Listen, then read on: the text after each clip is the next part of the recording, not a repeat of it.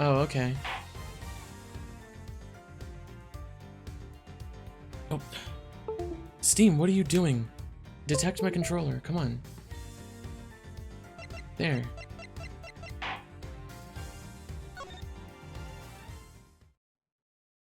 Okay, so we're in the final chapter.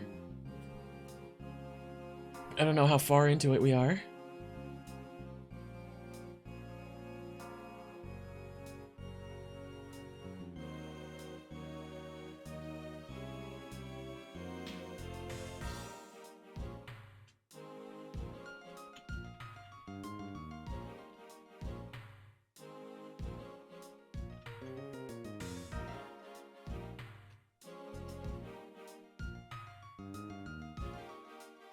Okay, we are, let's see.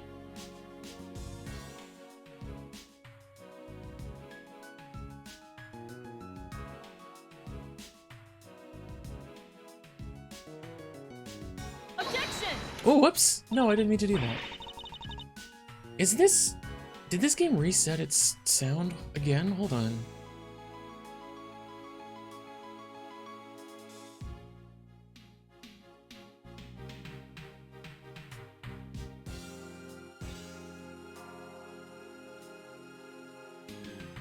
Why is it being so loud all of a sudden?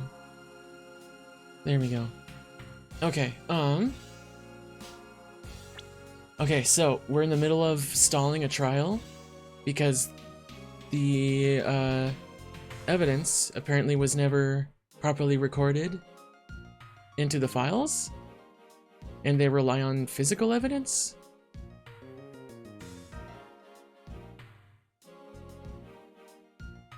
And the evidence was destroyed, so...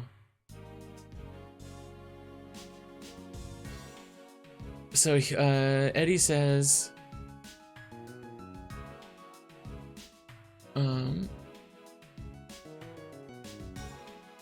Right, okay. So, Eddie says, "Look, I hate to be a stickler for the details, but let's go over this just one more time, shall we?"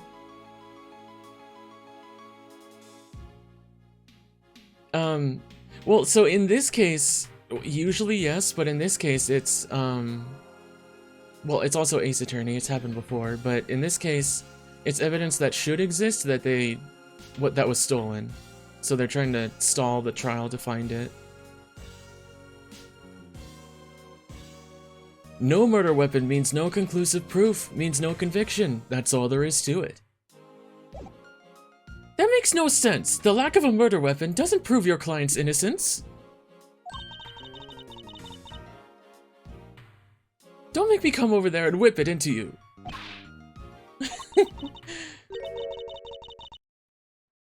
Oh, no. Ace Attorney is not based on real life stuff.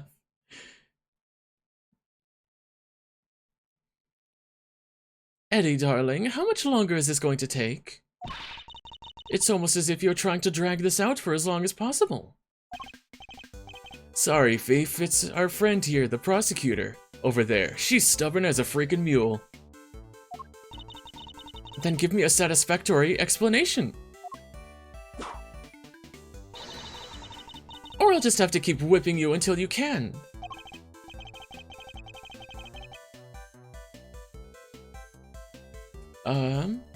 Ace Attorney, yeah, very, very, very loosely based on Japanese law. Very loosely. Not familiar with the series? Yeah, at some point I'm gonna stream all of the games. But this is a newer release. This Investigations 2 was Japan only for like 13 years. And only released this September outside Japan, so that's why I'm playing it now. Come on, Miles, what's taking so long?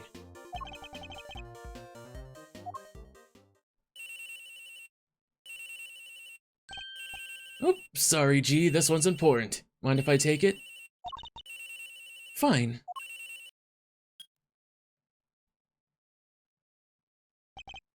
Fender? Miles Areno! Boy, am I ever glad to hear your voice. How are things on your end? We found Eustace. Sweet! And the knife? And the chisel?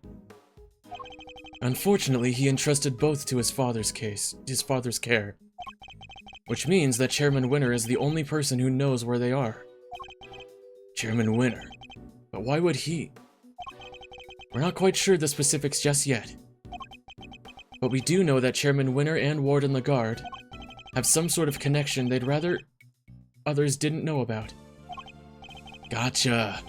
Alright, guess the next move will be to get Excelsius Winner on the stand. Best to hear the deeds from the proverbial horse's mouth, right? I'll keep looking for the missing evidence, and for Sean. Well, shake a leg, will you, big guy? Can't keep this one from going to the judges much longer. We're a gnat's whisker from a verdict here. That's a weird sentence. Understood. I wonder how long Judge Gavel's nerves can hold.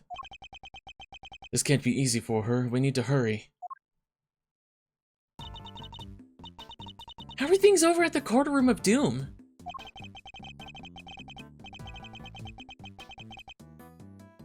Yes, this is Miles Edgeworth. He's one of the 4 protagonists in the series. There's 4 different protagonists. This is a spin-off starring him. They're going to call Chairman Winner to the stand. Who knows how that will go for them. Yeah, he's already stooped to evidence stealing and kidnapping. What else is he capable of?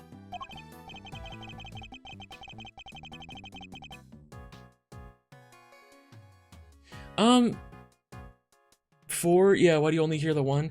You hear Phoenix Wright the most.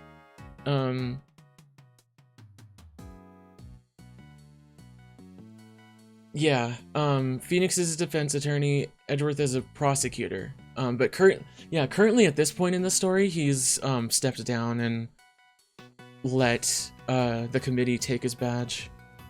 So, but there's Phoenix Wright, who is the original main character. There's Miles Edgeworth, who is his rival, who then became a protagonist himself in this game and before. And then there's Phoenix Wright's ancestor from the prequel games, and then there's also Phoenix Wright's successor, Apollo Justice, from later games.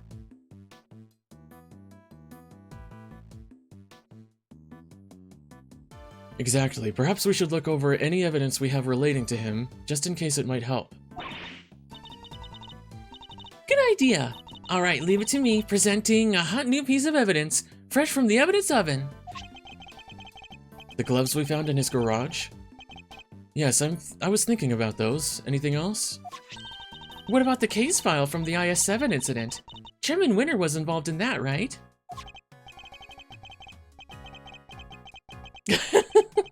Maybe. Yeah, sort of, Lily. Oh yeah, it gets very complicated. There's hundreds of characters in this series. Yes, he helped suppress the evidence. It's probably a good idea to have the notes on hand.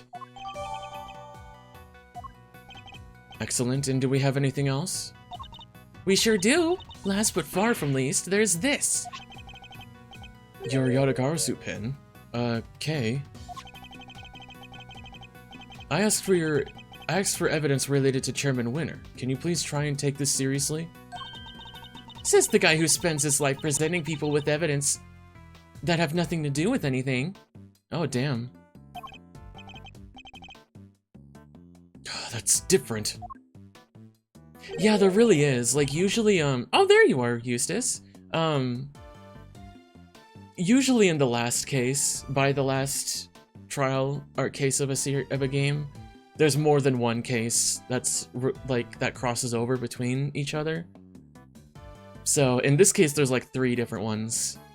Usually it's only 2, but in this case, there's like 3 different things happening at once. I don't know who would be Knuckles. The ancestor wouldn't be Knuckles. Wait, that's Eustace? Huh?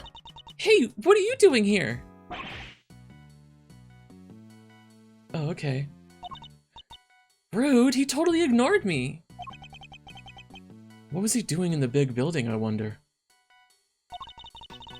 Let's go inside and see if we can figure out what he was up to. Thank you, Skelly.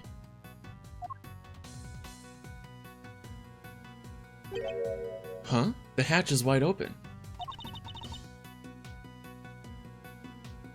Maybe Eustace opened it.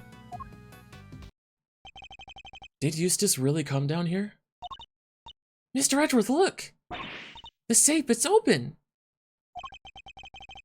I guess maybe he did come down here. We'd better take a closer look. We're gonna have to... Controller? Controller, stop. Thank you. Stop drifting. There we go. Nintendo Switch Pro controller, everyone.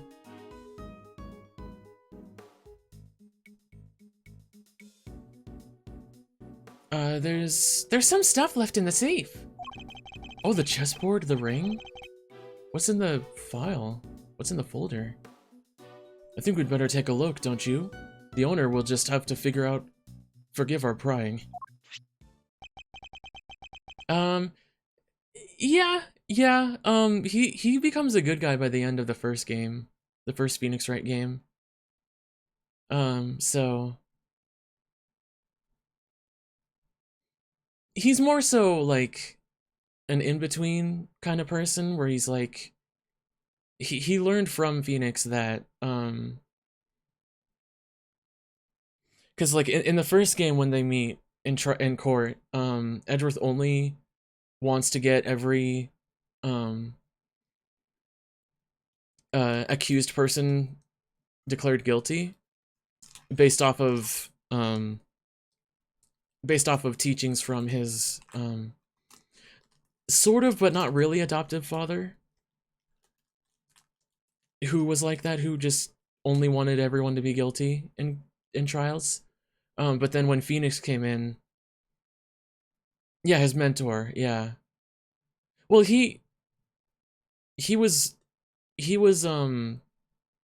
after Gregory was killed, Manfred took Edgeworth in and raised him, but he never officially adopted him, which is just sad.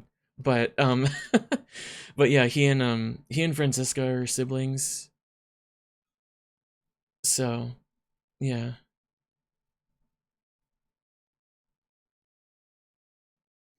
It's more complicated than that, Kirby, but if you boil it down, then that's actually kind of what it was like.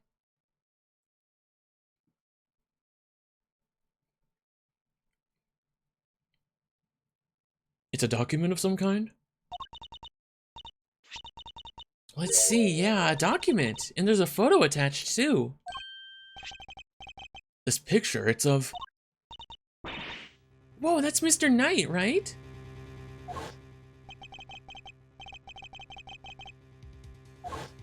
What are you doing there? Why is there a picture of him in there? And what's this paperwork about? I'm not sure. Let's take a closer look. You were right, darling. There's some sort of connection between Knight and Canas.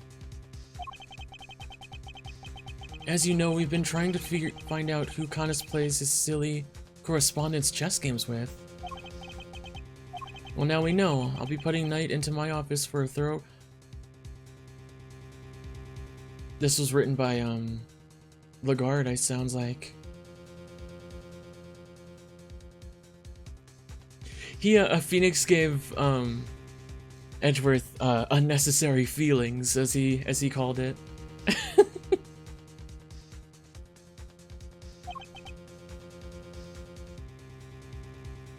And I'll make that worm admit he's Canas' lackey, if that's the last thing I do.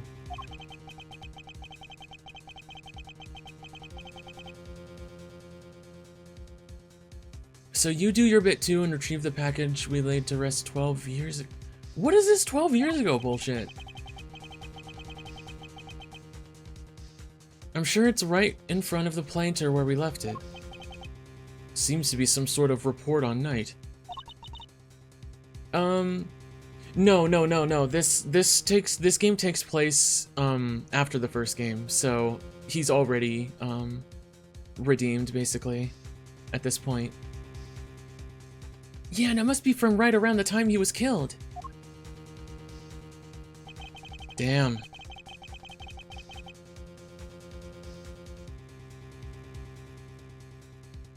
We know that Knight was killed while being interrogated in the prison warden's office. I think we can safely assume that this document was written by Fifi Lagarde, don't you? I'd say so. But who was it written for? Oh, I guess whoever owns the safe? And I'd say that's likely to be the auctioneer, Excelsius Winner himself.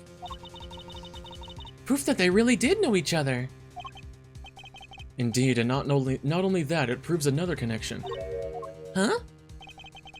Lagarde and Winner were trying to flesh out Mr. Connis's henchman. Oh, you mean Body Harma Connis, right? The assassin guy with a soft spot for dogs? I can speak. Yes, something links the three of them. Something they don't want anybody to know. But what? I don't know yet, but I suspect it has something to do with this case. Of course it does. Wait, there's something else in here we've seen before.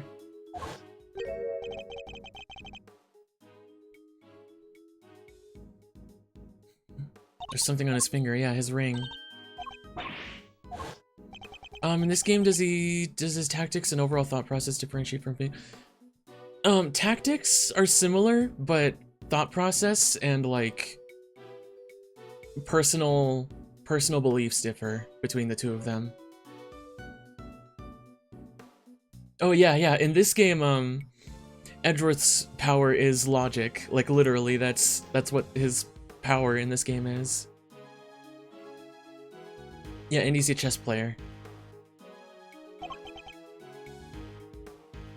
Your chested and ring are here too, all your possessions in one place. So basically the safe was full of evidence from the murder at the prison? It would seem so. Which means the missing knife and chisel might be here too. Knife, chisel, knife, chisel. No dice. There's nothing else here apart from Mr. Knight stuff. Really? Curses. Knight may be dead. Our game isn't over yet. But he left unfinished business behind him. I think we need to find out what it was.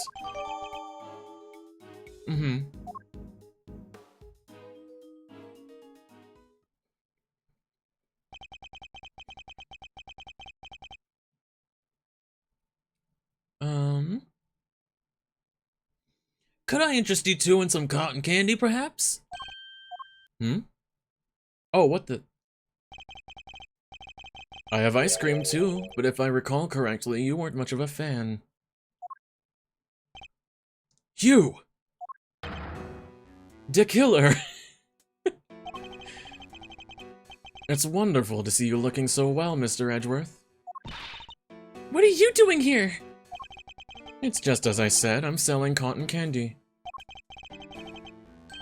Can I really not interest you in some? Parting Clouds, it's called. Very apt. Sweeter than death itself. And so delicious, you'll feel you're parting the clouds en route to heaven.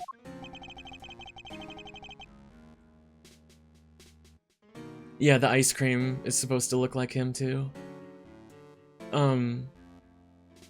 He's the last person on Earth I'd accept candy from. I was hoping to ask you about my little message. Did you manage to figure it out yet? Yep. Have you been watching us this whole time? Watching you? No, I prefer to think I've been watching over you. The stand here really is the most marvelous little vantage point. How are the two things any different? And what does he want with us? Oh, so he was literally, like, looking down the building, watching us argue in the parking lot. The president's murder, was that you? Oh no, my contract elapsed a little while ago. He was rather famous among assassins, you know. The man no one could kill, notoriously stubborn despite multiple attempts over the years. And it wasn't just his brawn that kept him safe. He used bodyguards, body doubles, you name it. Body double?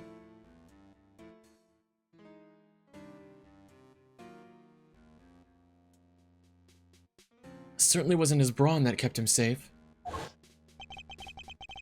Sadly, this time, his bodyguards were nowhere to be found. And after Mr. Rook died to save him too. As I said, it wasn't me. I do not kill without good reason. Which is something else I have to be grateful to Mr. Rook for. Thanks to him, I avoided killing someone entirely unworthy of my attention. Thanks to? What does that mean? Good wolf boy, Zori. Very good boy. The person who hired me deliberately misled me as to the identity of my target. A betrayal of trust for which I won't soon forgive them. That is why I'm currently doing all I can to track them down. And do you know what I think? I think you and I are looking for the same person. Is he talking about whoever it was that killed the president? And who is this person, if you don't mind me asking? Oh, come now, I can't tell you that. It's against the rules. Revealing the identity of a client is out of the question. I'd hardly stay in business long if people couldn't trust me now, would I?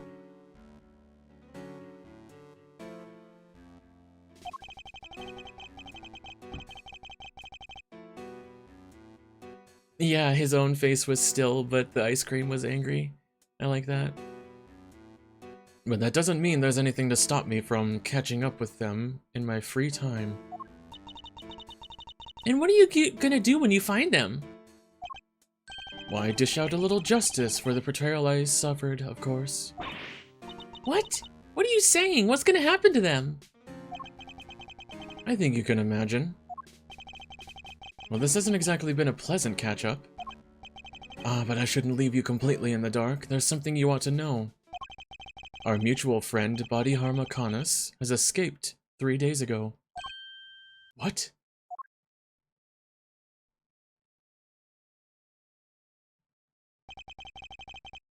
Three nights ago, to be precise, his cell was suddenly simply empty. Almost as if he knew I was coming to pay him a visit. Wait, the killer went to visit Canis in prison? Does that mean he's the person the killer is looking for? I don't know about that. Now I'd better not take up any more of your time. We'll be seeing one another again soon, I'm sure. Let's both keep up the good work, shall we? We'll run our target to the ground in the end. Yeah, I still have no clue who it could be at this point. First a killer, now Canis. 2 assassins on the loose.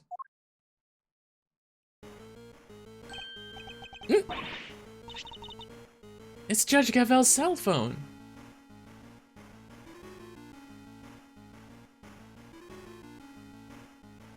Oh, oh, the keychain! Oh, that's cute. Could it be Sean?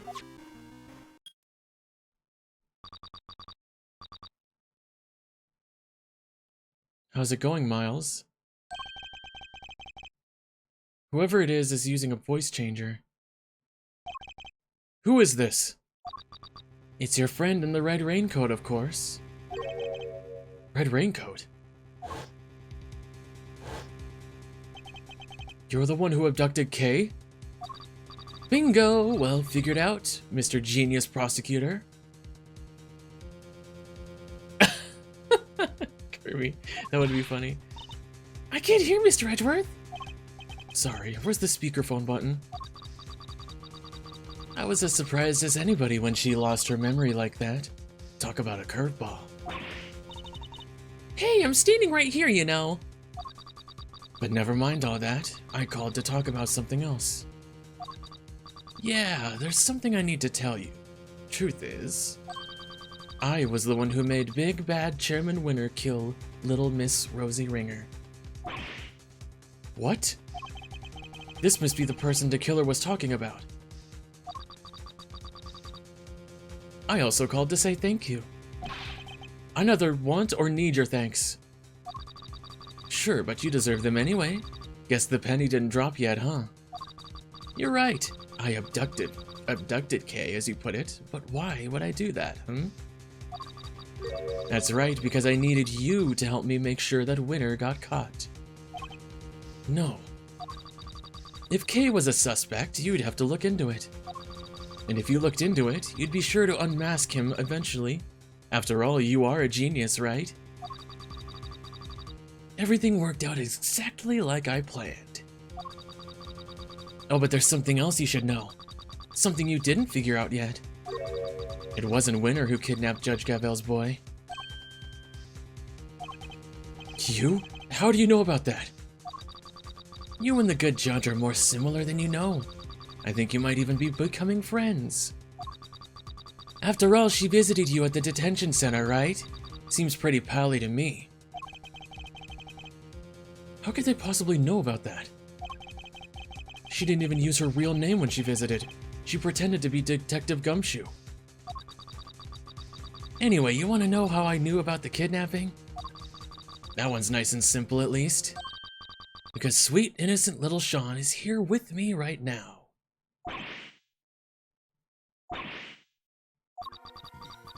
Ooh, sounds like that one was a real surprise.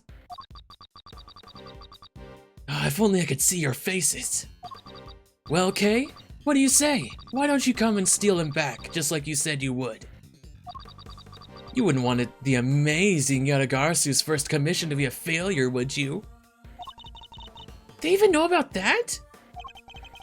How can they possibly know so much? There's a tap on her somewhere. Or a bug of some kind. Oh, don't get the wrong idea about dear old Excelsius, by the way. Papa Winner's still a villain through and through. He wanted to kidnap Sean, I just got there first. So there were 2 kidnapping plots? Oh, what a bunch of clowns. His goons kidnapped his own son by mistake! Is Sean really there with you? Prove it. Put him on the phone. Oh, he's here, but I'm afraid I can't do that. He's sleeping, so sweet. Then why should we believe you? You might not be the kidnapper at all. Look, if you don't want to believe me, that's up to you. Gotta go? That's okay. Thank you, Zari. Talk to you later. What do you want? What's the endgame here? Are you just trying to get Lagarde acquitted? Nope. I could care less about whether they find her guilty or not. So whoever it is, they're not after the same thing as Chairman Winner. My endgame is going to have to stay a secret for now. Alright, nice talking to you. You kids have fun, okay? Don't think for 1 second you'll get away with this. Oh, don't worry, I'm counting on you at least trying to track me down. That'll be half the fun. Not that I rate your chances of bringing me to justice very highly.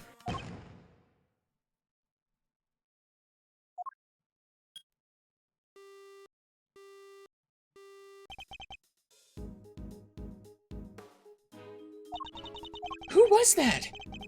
I wish I knew, but they didn't give us enough to figure that out. Deliberately, I imagine. What, so we really have nothing to go on? That's not fair. They sure know a whole lot about us. Indeed they did. You're right. I was uncanny how much they seemed to know. It was uncanny. How is it possible that they were party to so much that happened in private? Right, they knew everything about the whole kidnapping situation too. We need to figure that out. How. Where were they getting this information from?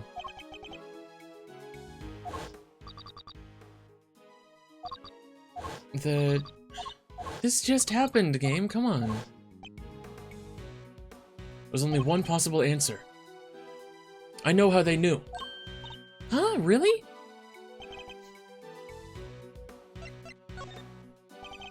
They must have been able to hear us somehow. It's the only possible answer. What? Like they were eavesdropping on us?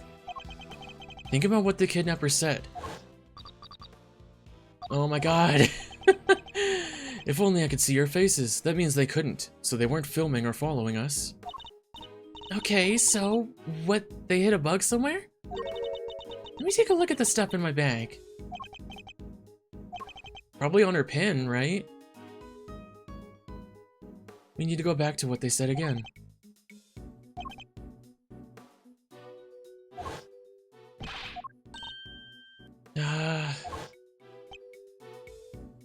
You had, yeah, we had, Kay's pin.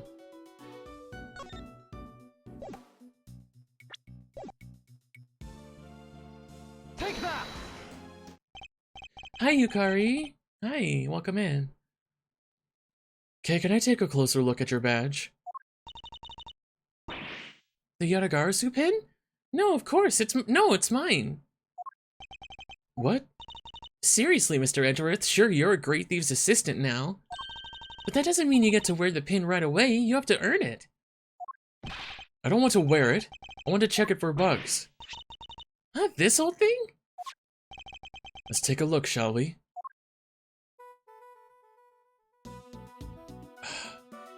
Controller, can you stop drifting, please? Stop. There we go. There it is. Really? No one just opened it? Oh, whoa! So I was right.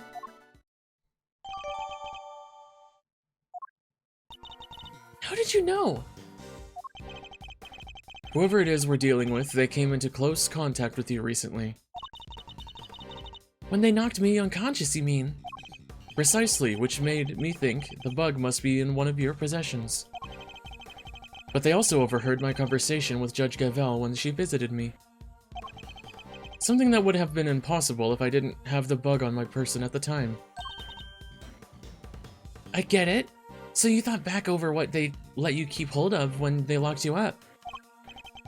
Yes, all the case evidence I was carrying had been confiscated.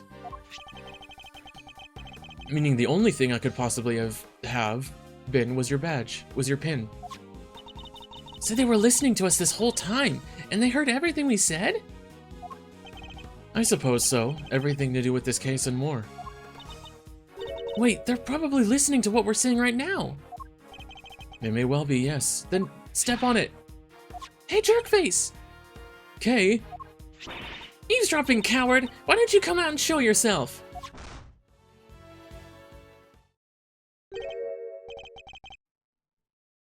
What was that sound? What was that noise? Ow, ow, ow, ow, ow, ow, ow! Ouch, dang it!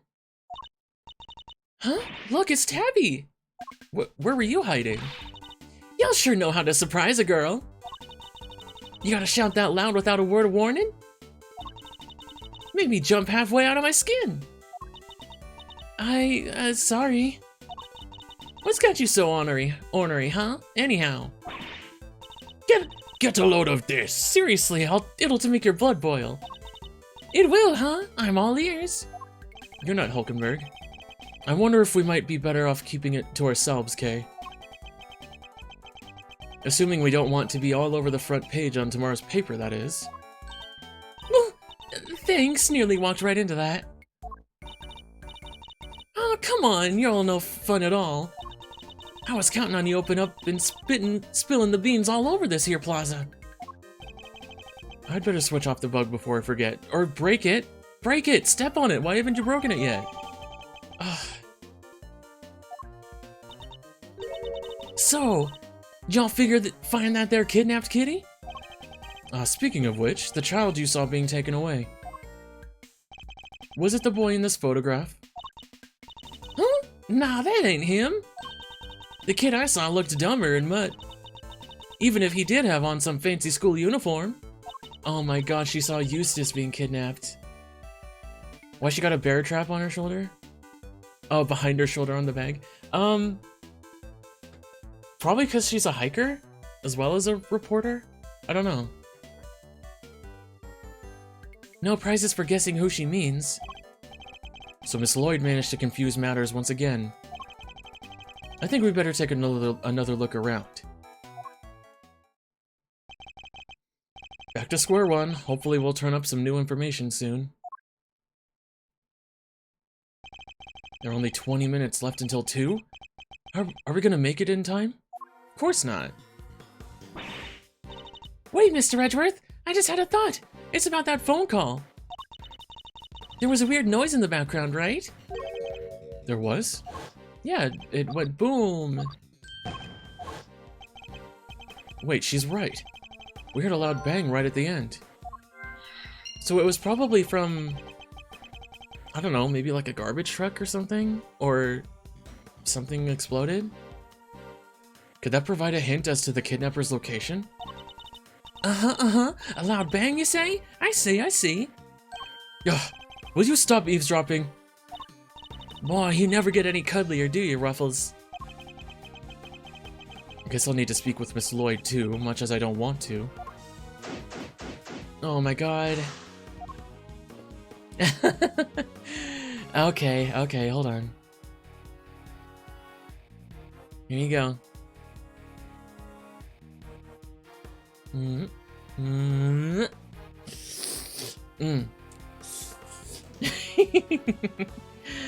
There you go, Master Dragon.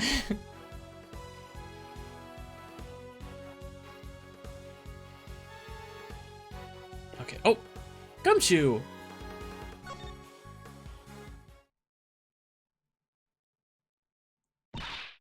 Stop, Gummy! Why are you running away from us?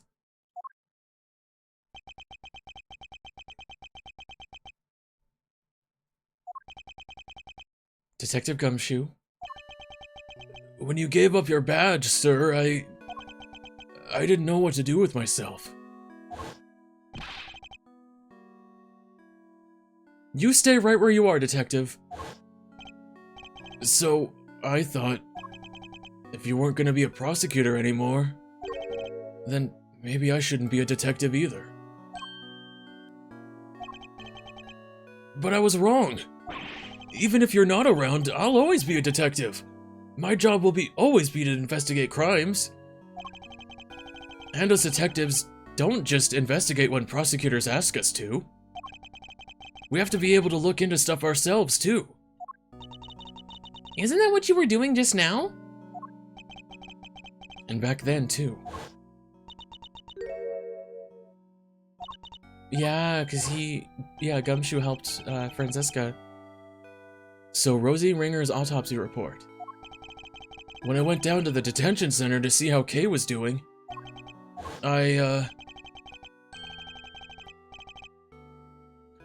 he overheard Excelsius bragging.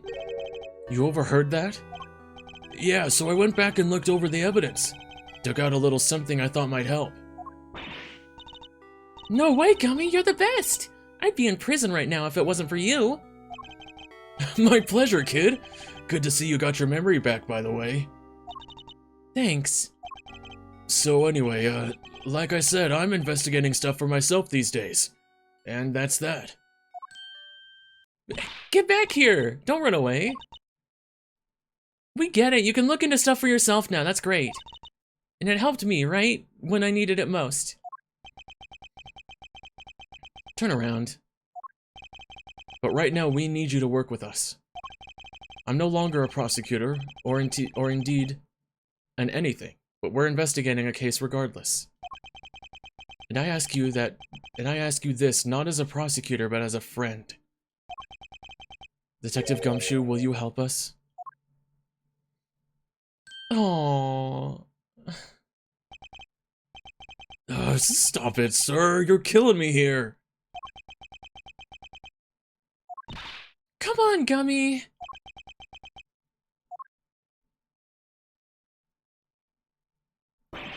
Alright, I'll do it. Just stop bowing and be nice to me, okay? Being nice to me, okay? It's weird.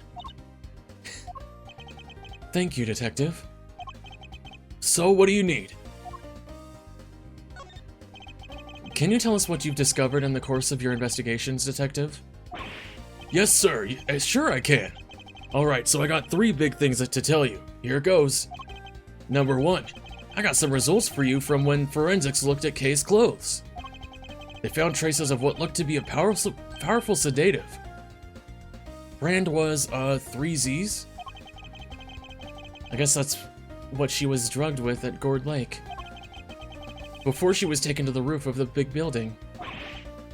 Sure seems that way. Now for number 2. I got hold of all the footage from the security camera in front of the big building elevator. The camera that captured President Wong and Judge Gabel that night. The elevator is usually the only... Hi, Dad. Thank you for the head pats and the hydrate.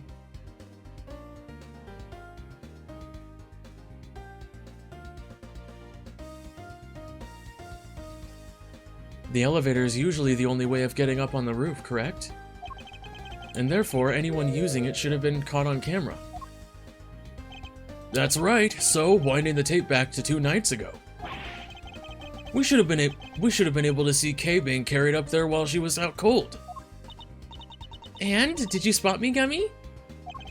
I watched it all on fast forward, everything from 2 days ago till the end. Yes, and? Nothing. No sign of Kay anywhere.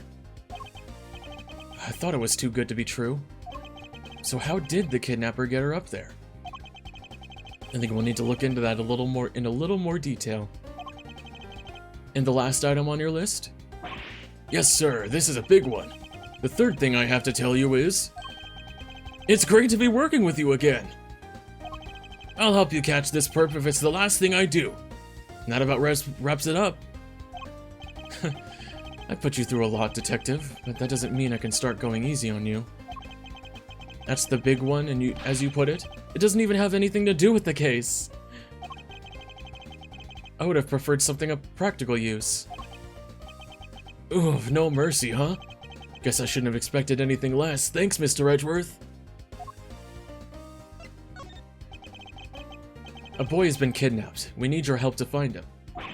Kidnapped? Yes, his name is Sean Fenn.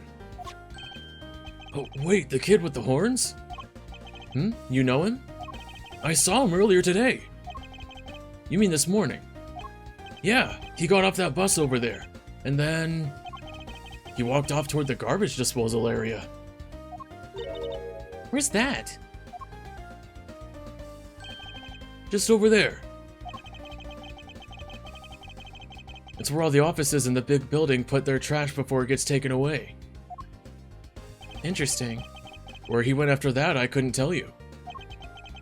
I had to leave right around then. I think we'd better take a closer look at this garbage disposal area. Let's do it. So Sean walked off in this direction, huh? It would seem so, yes. Perhaps we'll find some clues here as to his current whereabouts. Oh, well, there's the clue right there. The milk! No, the milk! This milk carton. It's the same brand Sean drinks. Something happened to him here. I'm almost certain of it.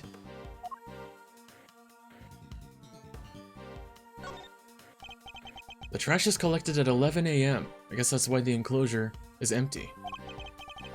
There was a ton of stuff here earlier. Big stuff, too. Oh, there's the case. Today must be the day they take the big stuff away. Yup, sure looked that way. I'll bet the big squisher machine squished it all up good anyhow. They don't do that with the larger items, they just take them away as they are. They do, huh? How do you even know that, sir? Wait, Mr. Fender's probably keen for you to join him, right? I'll bet he sent you some kind of pamphlet on how to throw your stuff away for when you move office. You're spookily insightful sometimes, Kay, but only sometimes. Based on what we've seen and what Detective Gumshoe told us, I think there's a strong possibility that Sean was abducted from the garbage disposal area. Yeah, you don't say. Yeah, it's kind of out of the way of prying eyes, huh? But why would Sean ever come here in the first place? I imagine he must have had something to dispose of. But the truck's already come and gone. I guess we'll never know what that something was now. so they keep it locked up tight, huh?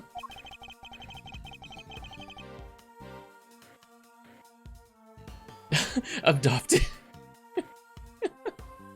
What was that word that I said before that was clipped? That was really funny. I can't remember. I said something that was a combined word again, like that, a bit ago. I guess they don't want non-residents disposing of their trash here. It's totally empty. Yes, because the garbage was just collected. You think? Or did somebody steal it all? I smell a crime here, Mr. Edgeworth. I certainly smell something as well, but is it really the sense of crime?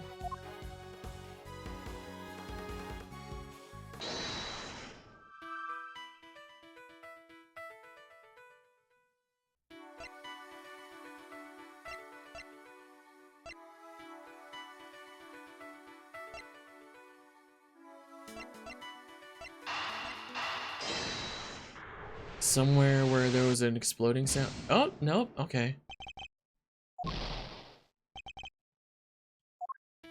Huh, okay. Well, there's nothing left to investigate. So... I guess I talked to, do you have anything new to say? Mr. Powers, can I ask you a somewhat impertinent question? Sure, what is it? Are they planning on making any more steels?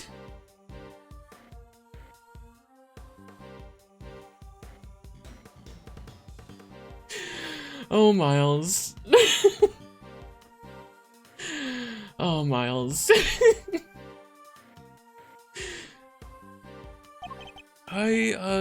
Sorry, does this have something to do with your case? No, I was simply asking out of interest.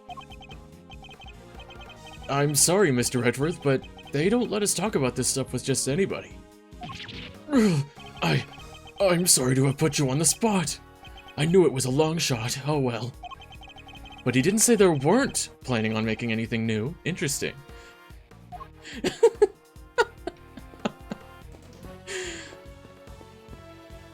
Anything over here? No? Okay. I guess we gotta talk to this lady.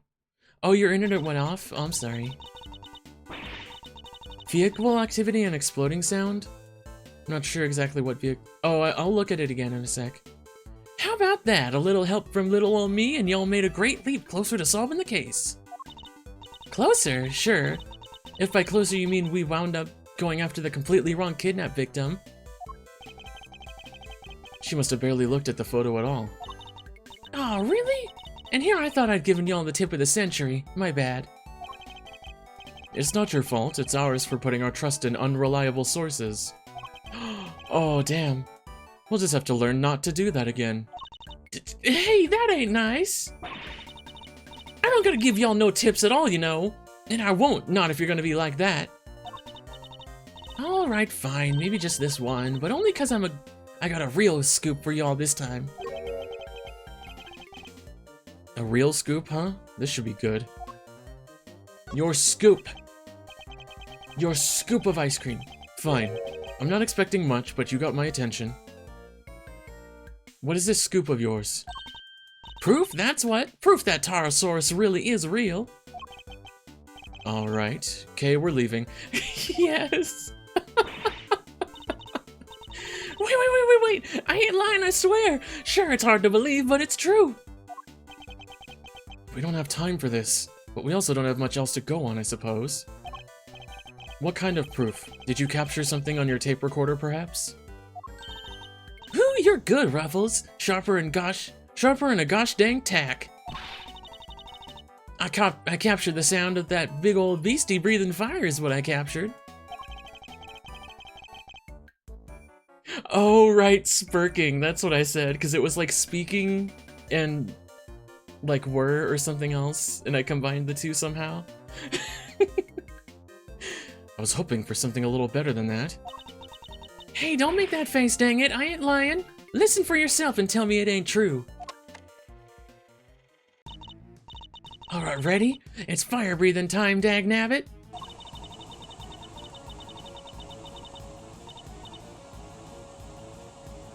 That sounds like a... That sounds more like a blowtorch or something than a... there, well?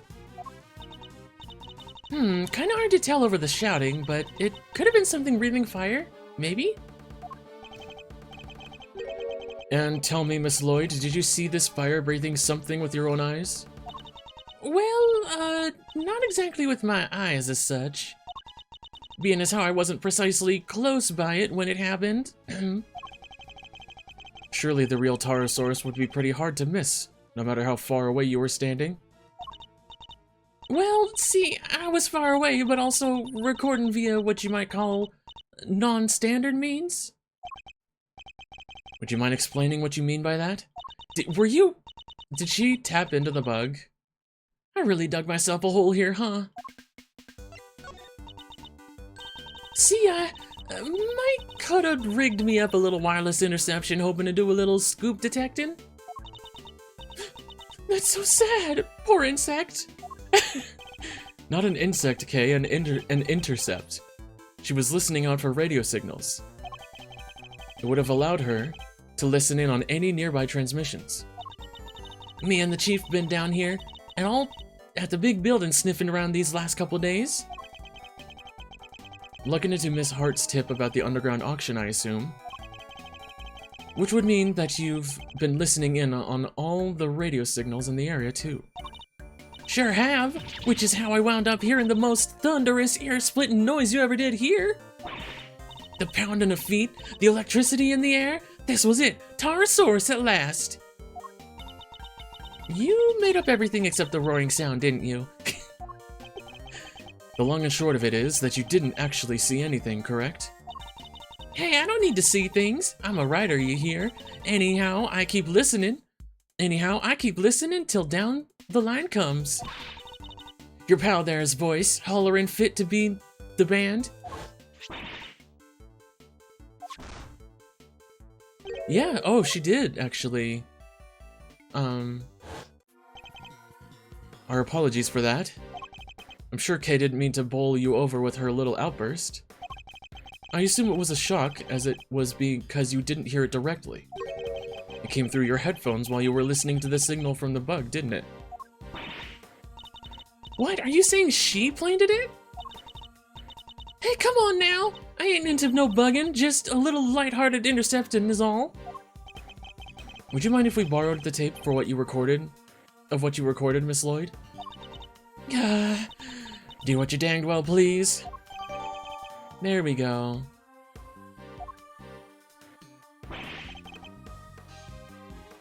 Oh, Mr. Edgeworth! Oh, there's those two again. Mr. Saint, Miss Barry. How's the search going? Did you find him? Not yet, poor Sean. Sean?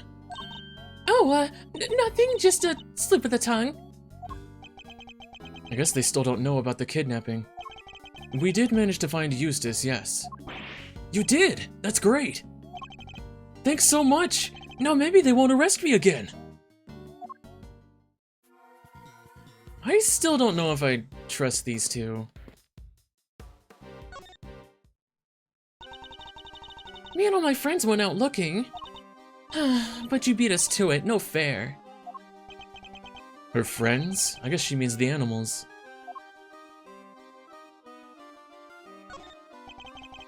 I hate this song so much.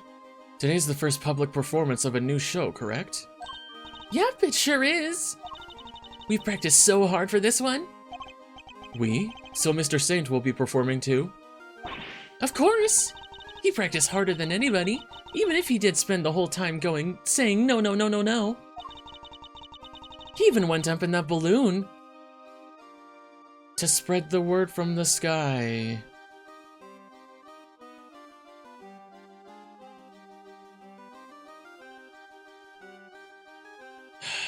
I think I'm starting to get an idea of someone who might be a suspect.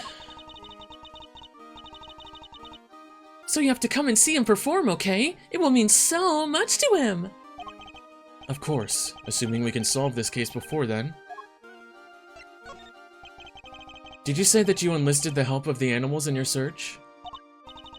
Yep. And if it had been Azea and Regent, we might have found something. But Simeon, the big scaredy cat, was like, no, no, no, and put a stop to that. So boring. If it weren't for Mr. Saint, the whole town would probably be in uproar right now. Oh, come on, Simeon. Why would you do that?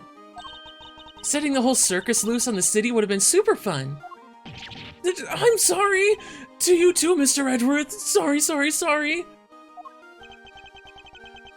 Why are you apologizing to me? I'm the one person who didn't say anything. Okay, you didn't add very much. What about you? You're amazing, Mr. Edgeworth. How did you find Prosecutor Winner?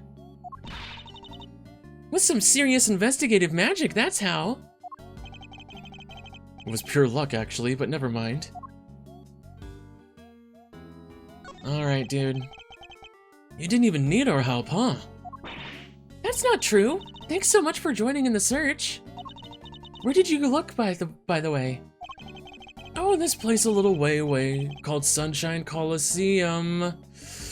Do you know it?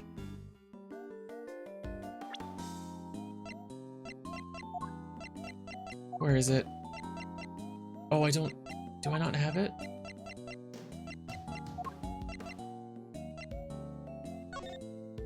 No, it wasn't that. Was it the...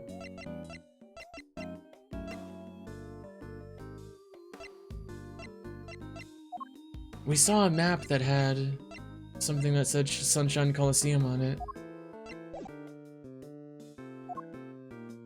Oh, there we go, yeah. Oh my god. Please don't let it be who I'm thinking it is now. Sunshine Coliseum, that's over by the harbor. Oh yeah, it is the same Coliseum from the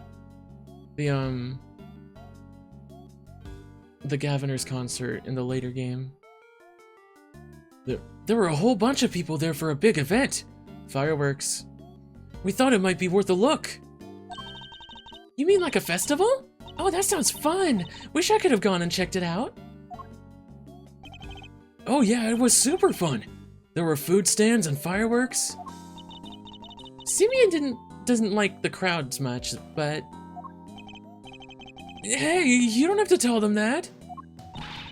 Alright, it's decided. When this case is finally over, we're all going to the festival together. I think that's what I needed to, use my logic to progress. It's kinda lucky you found Prosecutor Winner so quickly. Lucky? In what way? We have to go practice soon for the show. We wouldn't have been able to help for much longer anyway. I see. I'm sorry to have kept you from your duties at the circus.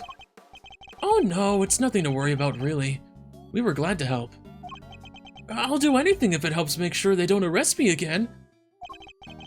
It really helps me out by finding him. I'm so relieved. Of course, just because they found him, that doesn't mean they'll find Warden Lagarde guilty. What? You mean they might still throw me back in jail?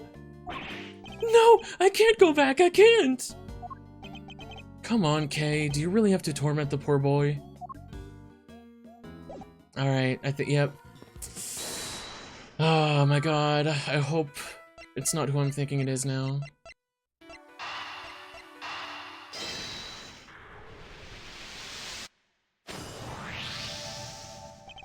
Mr. Saint, you mentioned fireworks before.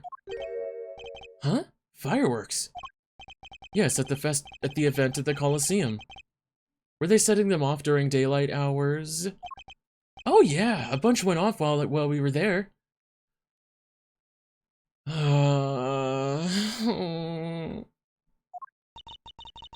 What are you thinking, Mr. Edgeworth? Oh, I can't say what I'm thinking. The loud bang we heard. What if that was a firework? Huh? Thank you for the head pats, Cash. For the bang to be clearly audible over the telephone, it must have been pretty loud.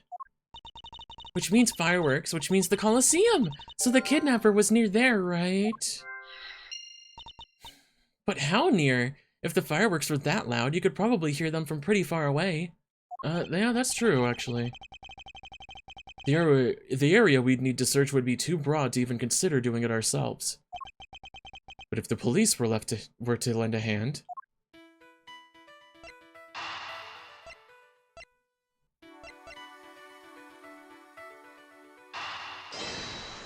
The garbage disposal is near the Colosseum. What?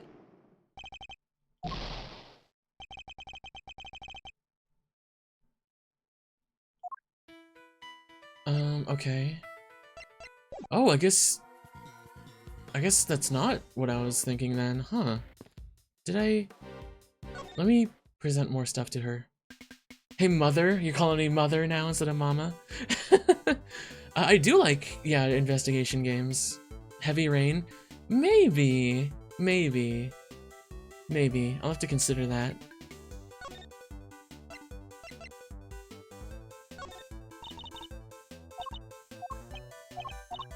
Oh, this again, okay.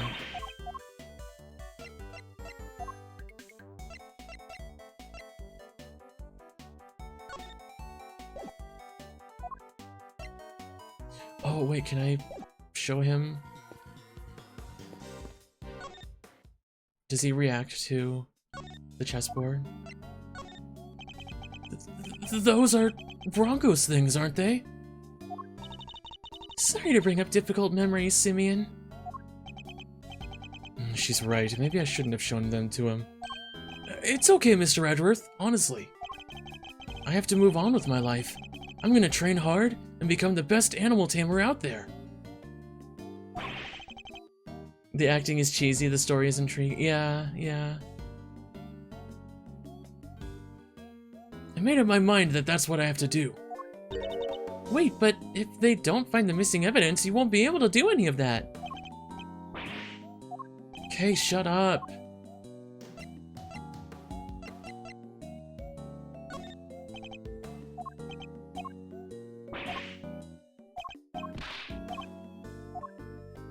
Jeez,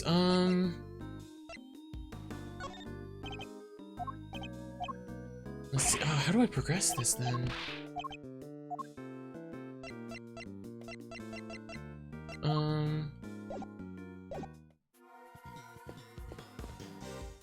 Oh, what about Gumshoe? Can I present something to you?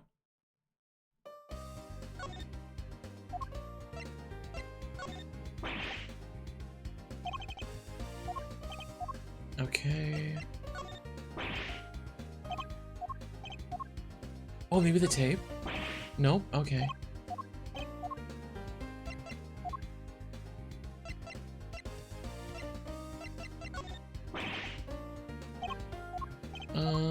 Dang, I don't know what to present to someone.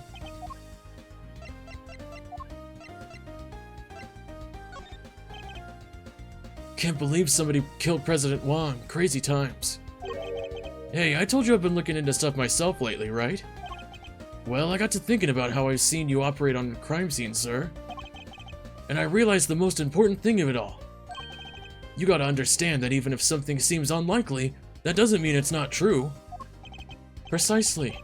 Although it's a useful rule only up to a point. Like, monsters don't exist, but that's exactly why you gotta look at the situation and think, what if the president actually was trampled by a giant creature? That's the attitude you gotta have, right, sir? I learned that from you. So near detective and yet so far.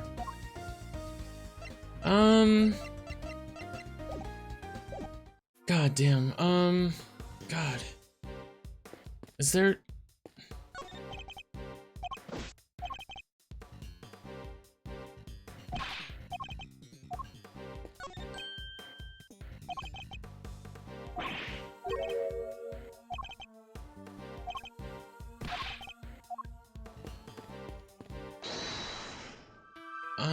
near the Colosseum.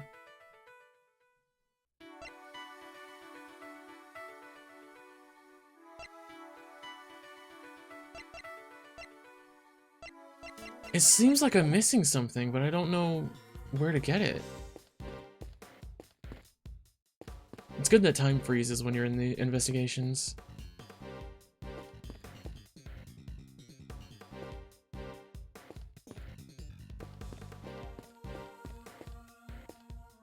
Well, I mean, never say never, but yeah, like,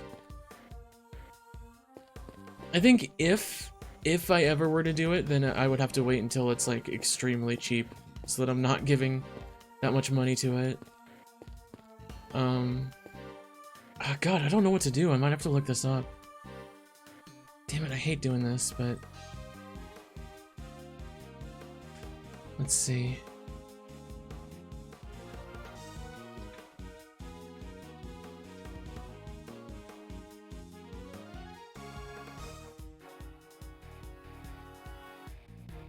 Am I still in the beginning part? Jeez.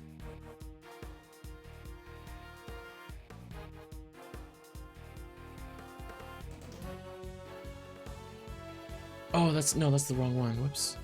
Yeah, here we go.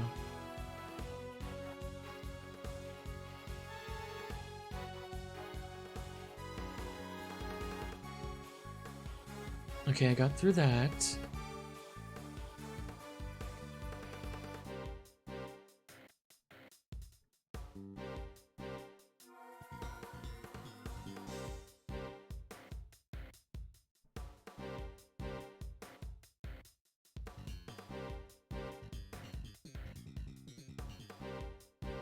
Oh my God, wait.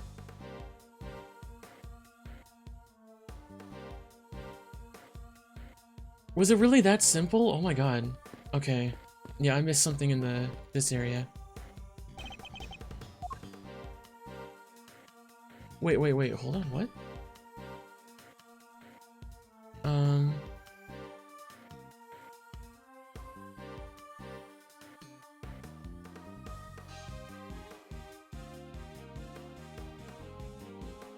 Okay, wrong thing then.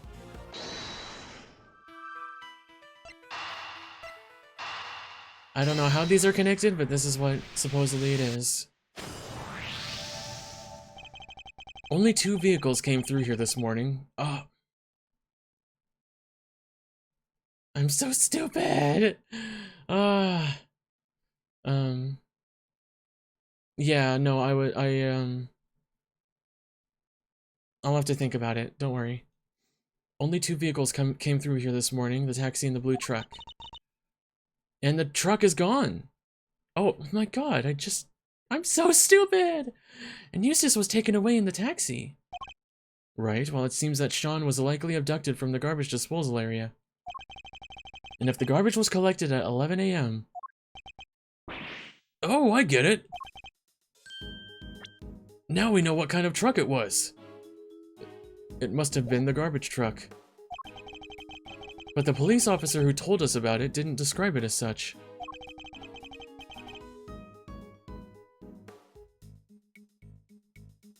He only mentioned the fact it was blue. Oh, thank you for following, Cha-Cha Mommy. Thank you for following. Did that go off, right? Did a sound go off? I don't remember if I heard it. Oh, there it goes. Okay. Thank you for the follow. He only mentioned the fact that it was blue. Some cop he was. How did he not even notice that it was one of those cool trash squishing machines? Because it wasn't. Today isn't a regular garbage day. Garbage day! It's the day they collect larger items. That's right! So we didn't unlock it. You love the model? Thank you! I can show it off to you if you want. There you go.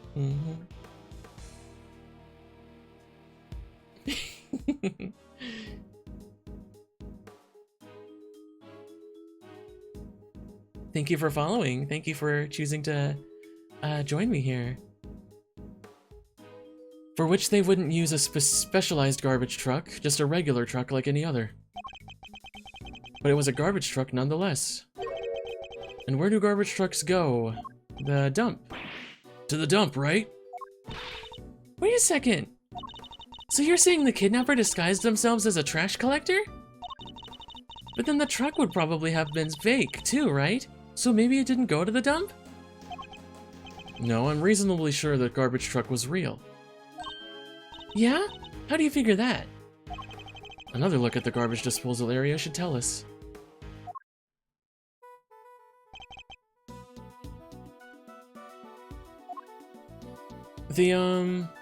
The keyhole, right?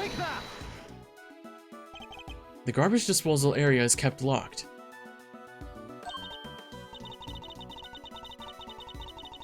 Oh yeah, so only a real garbage collector and a real garbage truck could have opened it. Precisely. The garbage truck can't have been fake. I stutter a lot when I read, so I apologize. Perhaps whoever abducted Sean put him in a large cardboard box that they'd prepared for the job. Now mix that in amongst all the other oversized items, and the garbage collector would have taken it away, no questions asked. Allowing the kidnapper to await the truck's arrival at the garbage processing facility. They could then claim to have thrown the box away by mistake and collect it without incident. Alright, so where do they take the garbage after it leaves? To the dump. Looks like we have two possibilities. Oh, right, sundown. Garbage facilities? Okay, could be at either one. Have we found anything that might serve as a clue? Yeah, welcome in, welcome in. Well, it's gotta be near the Coliseum, right?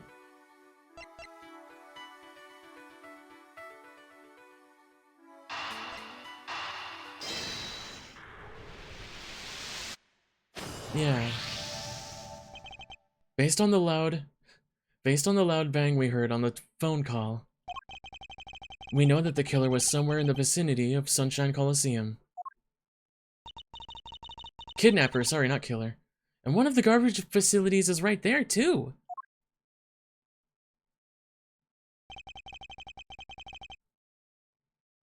I think it's likely that's where Sean was taken. Which means the kidnapper must be holding him somewhere near there. Detective Gumshoe? Yes, sir! Can I ask you and your men to search the area around the garbage facility? It's not like you have to ask, sir. Feels a little flat if I'm being totally honest. Why don't you give me a good old-fashioned order, huh? Like you used to. He's a masochist. You don't mind, even though I'm not a prosecutor anymore? I thought I told you already. A detective investigates for himself, not just for prosecutors. Thank you. There we go. Give me my green stuff back. Mr. Edgeworth, we're almost out of time. You're right, we need to hurry. I doubt Judge Gavelle and the others could hold out much longer. I'm counting on you, Detective Gumshoe. I won't let you down, sir. It won't be an official search. But I'll put my best guys on it. You can count on that. I'm coming too, Gummy. I promised I'd snatch Sean from the jaws of danger, and that's just what I'm gonna do. I have a feeling, though, that the kidnapper put him somewhere else, and that he's trying to just get them to... They, if it's a he, it's probably a he, I don't know. I'll head back to the courthouse. Who knows, I may be able to drag proceedings out just a little longer. It's already striking 2. There isn't a moment to lose. Yes, sir. But I didn't finish! Nah, it's okay if you didn't finish. Alright, back to the courthouse, finally. Oh, there he is! We finally got him in. Well, well, if it isn't our old friend, ex-Prosecutor Edgeworth. Hello, dear boy. Excelsius winner. The accused will turn and face the prosecution. I'm not done with you yet. I already told you, Franziska. It doesn't make sense. Why would I help her? I feel for her, of course. A woman in her prime sent to prison? It's enough to make a grown man cry. But to suppress evidence in order to keep her out of a jail cell? No, that's preposterous. Objection! But we have a statement from your own son. He says he entrusted the evidence to your care. I'm afraid I don't know what he's talking about. Or why he'd say such a thing. I don't know what's gotten into him lately. Objection! Oh, are you gonna stand with Francesca? What if I could prove that you and Warden Lagarde are much more closely associated than you claim? I'm sorry? Prove? I think we've been over this, dear boy. You're an ex-prosecutor, remember? Are you even allowed in this part of the courtroom anymore? Miles Edgeworth, I am the one prosecuting this case. What are you thinking, barging in like this? I'm sorry, Francesca, but it's important. May I speak on behalf of the prosecution just briefly? What are you doing? Did some guy get a new wig? I think so, yeah, because it burned before. Judge Gavelle? I come before the court with important new evidence. I ask that you allow me to present it.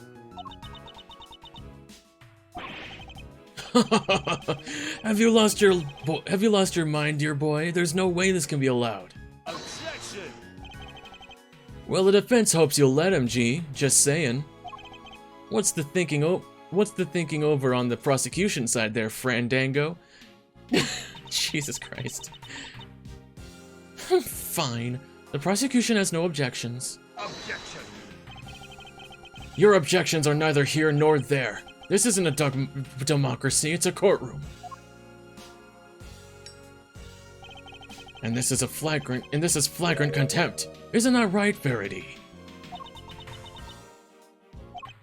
No, as long as Sean's still missing.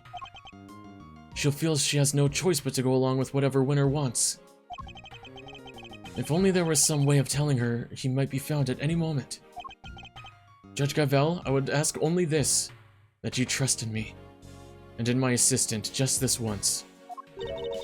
Speaking of which, where is Kay Faraday? She's currently searching for the most important piece of evidence of all. Objection! Nonsense, there's no more evidence to be found, you're just stalling for time. Objection! The most important piece of evidence of all, huh? Hey, G.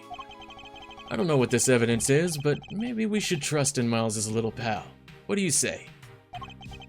I mean, I say little pal, but she's way more than that. She's the one and only great thief Yatagarasu. Seems Fender has sensed what I'm getting at least. Judge Gavelle? The evidence I'm talking about, we're almost certain we know where it is. Kay is only moments away from snatching it from the jaws of danger. Very well. This is highly irregular, but I will allow it. You have my thanks. Have you all gone completely mad? You said you had important new evidence. Evidence of what exactly? Just what I said. That Warden Lagarde and Chairman Winner are far better acquainted than he claims. Allow me to present it to you. It is the report on Knight. This document is a report regarding the interrogation of a certain someone. Oh yeah? And who might that be? The late Mr. Bronco Knight. Yeah, like I said earlier, don't worry about the ads happening every half hour. I'm gonna change it later, after stream, to being once an hour, so that it doesn't interrupt as much.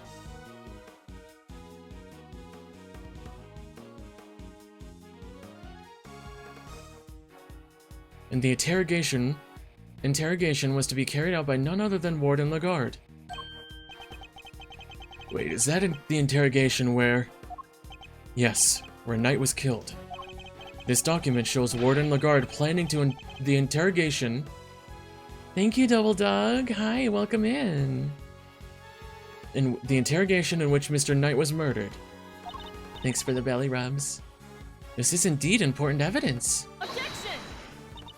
Miles Edgeworth, you referred to the document in question as a report?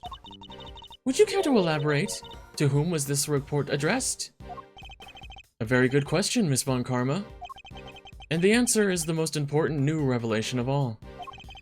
We recovered this document from a safe in the storeroom on the 51st floor of the big building. That's the storeroom where the lots for the underground auction were kept? It is. An auction, if you recall, that we presided over by one Excelsius winner. Was provided by, sorry.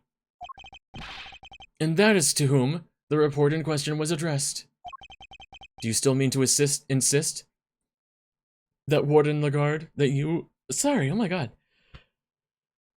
Oh god, I had like a hiccup, a burp, and a yawn coming all at the same time. That was very awkward, sorry. Do you still mean to insist that you and Warden Lagarde barely knew one another? I'll refrain from commenting on that matter for the moment, if you don't mind. What? I don't believe it's been conclusively proven that I was the auctioneer yet, has it? Have you forgotten the events of this morning already? I think I proved that fact more than adequately. Not in court, though, I'm afraid. I'll admit defeat in that particular arena, yes, but that was not the courtroom. Can you prove the same thing here, my boy? That I was the ringleader, did you call it? If you can't, then well. You certainly can't prove that the report was addressed to me. You won't wriggle your way out of this one. So unfair. Tell him, Verity, please. I'm not being slippery at all. I'm being entirely reasonable, wouldn't you say? Sorry, I need a sip of something. My tummy's starting to rumble.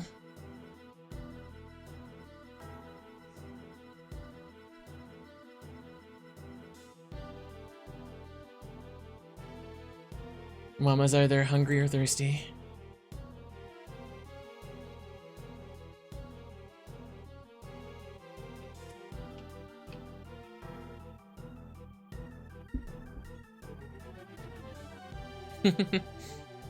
Okay. Unlike you when you permitted Mr. Edgeworth this bizarre interlude. That was most unlike you. It's saddening, truly it is, to see you failing in your sacred duty to the law.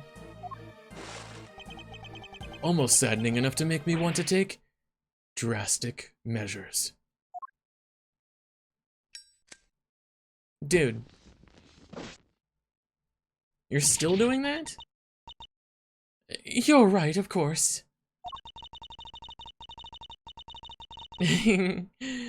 Double dog. Yeah. I guess I will have to wait a little longer, huh? Until a fact has been adequately proven in the courtroom, it cannot truly be considered a fact. I'm afraid I will have no choice but to ask that Mr. Edgeworth's theory be struck from the record. 1 second, let me... Okay, battery's okay.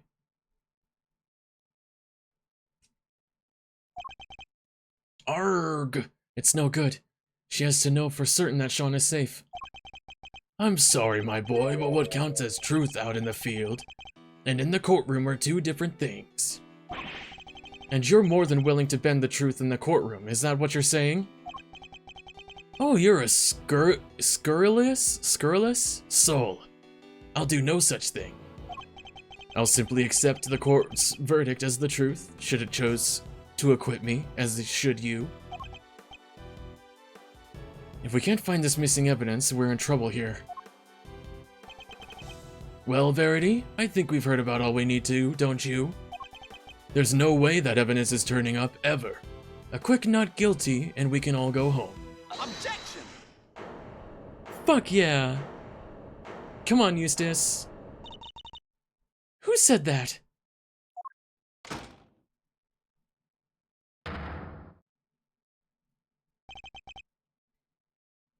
He literally just threatened the judge, yeah. She would be replaced by a judge. Why? Who won't be so easily influenced? Yeah. Yeah, but at the same time, she still thinks that Sean is kidnapped, so... sweet bouncing baby mama. Aww. I must go for now to make something to eat and have a shower. Not sure if I'll be back anytime soon, but it'll depend when I end. I want to go at least another hour at least. So, but you can join my Discord if you want. That way you can talk to me off stream.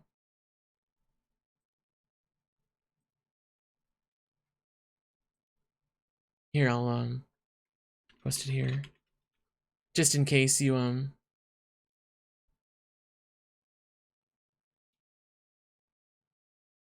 Oh, wait, you're blocked by Discord? Okay. Okay. Dad? Eustace? What are you doing here?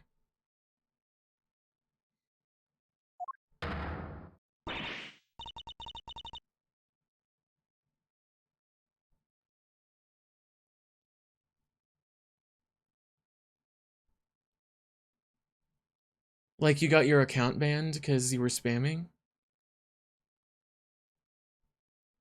I mean, it doesn't matter. Well, it does to know that we know that you're not a bad person per se, but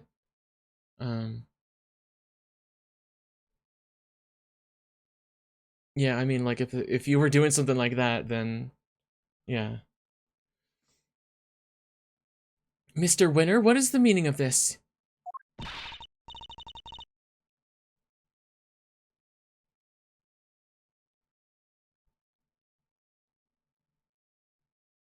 They think you're a bot. You need a number from a phone that...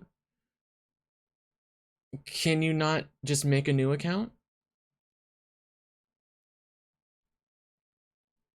I mean, yeah, it doesn't matter. If you don't want to, that's fine. I'm just curious. And where have you been? You can't just abandon your duties like that. I'm sorry. You are unfit to be a prosecutor. You're a complete and utter disgrace. Why, Eustace? Why can you not get it into your head? This is no place for an incompetent fool like you. Dad, Aww. I brought some vital evidence.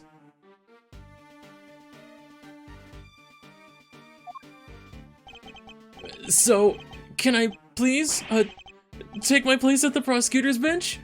Pretty please?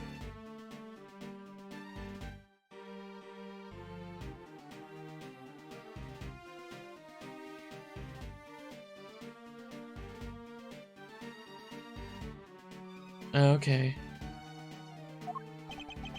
Well, Eustace, this is certainly a surprise. Objection. Eustace, my boy, what's gotten into you? There's something different about you. What's going on? Dad, Come on, my boy, spit it out. What is it? Do you want Daddy to play catch with you? That's it, isn't it? All right. Why don't you run along home and I'll be with you soon? Fuck you, dude. Get back on the stand right now! What's gotten into you, child? You're shaking like a leaf. Objection. Judge Gavel, the prosecutor in charge has arrived along with important new evidence. This trial is far from over. Surely you can't call an end to the proceedings just yet. No objections from Team Defense. Only wish we could have had our original team captain say that herself, though. The prosecution has no objections either. You think this farce is gonna continue? There's no chance of that. None at all. Isn't that right, Verity? He still thinks he was successful in his bid to kidnap Sean, but we know different. Sadly, as long as the boy remains missing, nothing changes. Judge Gaval's hands are still tied. Aww. They find him? That sound. That's her cell phone. Mine is also ringing. Whoa, I'm getting a call. Whoa, I'm getting a call too.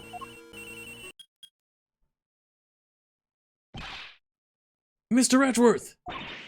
Mr. Fender! Oh, hell yeah! They found him. We found Sean! Detective, you did it! The most important piece of evidence of all, huh? That's some stellar work, your great thieviness. Thanks. We just thought you should know right away. See you all soon.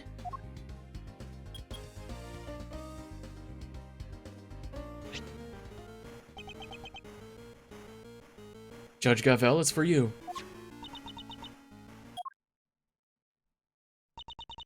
Hello? Yes, I understand. I'm so glad you're safe. Be sure to thank everybody properly. You'll do that for me, won't you? Alright. Be careful, I'll see you back at home.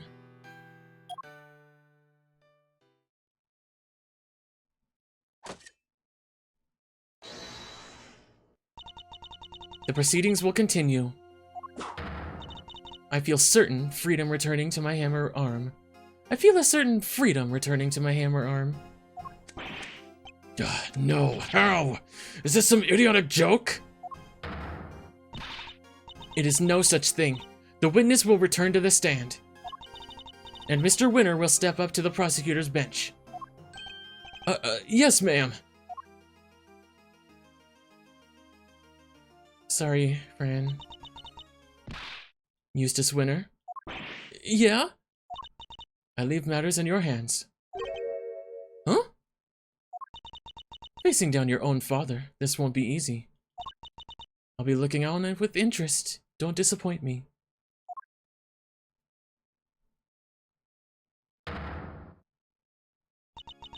Very well. Is the prosecution ready to proceed? Mr. Winner, you mentioned some evidence that you wish to present to the court?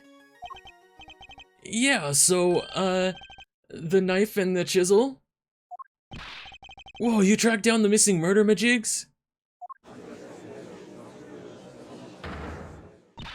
Well, Mr. Winner, did you? About that, No, I couldn't find them.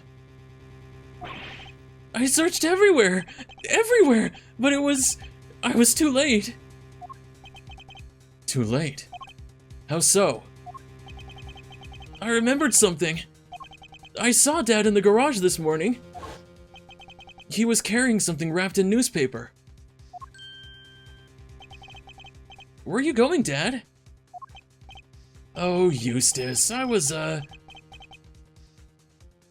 just on my way to throw out some trash. And then I heard this tinkling sound. Tinkling, huh? Let me guess. The bell for Mr. Connis's chisel? You mean to tell the court that you believe the witness disposed of the evidence? What are you gonna say now, asshole? I tried. I tried my best, but I was too late. I'm sorry. You said you looked everywhere. Everywhere where? Literally everywhere. I even went to the dump. Oh, poor kid. That's a cool bike. It is pretty cool. I got down on my hands and knees and dug through the garbage. I figured that stuff had to be in there somewhere. So that's where you went after the building. So that's what he was doing. And he even went so far as to search the dump. But all I found was this. And this is a little pungent for one thing. Excuse me. Nice. Yeah, and you're a little on the ripe side yourself, kiddo. I could smell you from here. What did you expect? And the knife? It's probably somewhere in among all the trash. But there was too much to go through on my own. Very well, the court will accept the item you presented into evidence. You really have outdone yourself, Eustace. You never fail to disappoint, dear boy. You dug through rotting garbage with your bare hands, and that's all you have to show for it? You drive me to tears, you do. Objection! Might be a little soon to turn on the waterworks just yet, Dad. Let's take a closer look first. If you wish to waste your time, be my guest. Hey, Eustace, Miles. Did devastatingly handsome old devil attorney a favor, will you? Do this devastatingly handsome old defense attorney a favor, will you? Hit this guy full in the face with the truth. Seems Fender's on board. Good. Then let's see if we can't find an opening. Mr. Winner, could you show me the piece of evidence you found? Oh, sure. Let's open it up. Let's open it up, shall we? We can only hope there's something of value inside. What's in it? Could this be the bell that was on Mr. Connis's chisel? There it is. Perhaps there's some trace of evidence that can prove that one way or the other. Look at it, it's spotless. Well, Mr. Winner? Did that burp command not go through?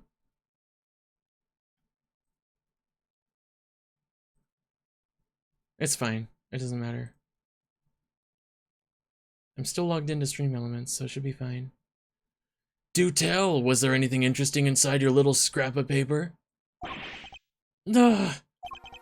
Of course there wasn't. Why would there be? Why was it even accepted into evidence? It's literally a piece of trash. Sorry, gentlemen, but the truth hurts. Were Eustace's efforts for nothing? It's true the bell may not be of much use to us as evidence.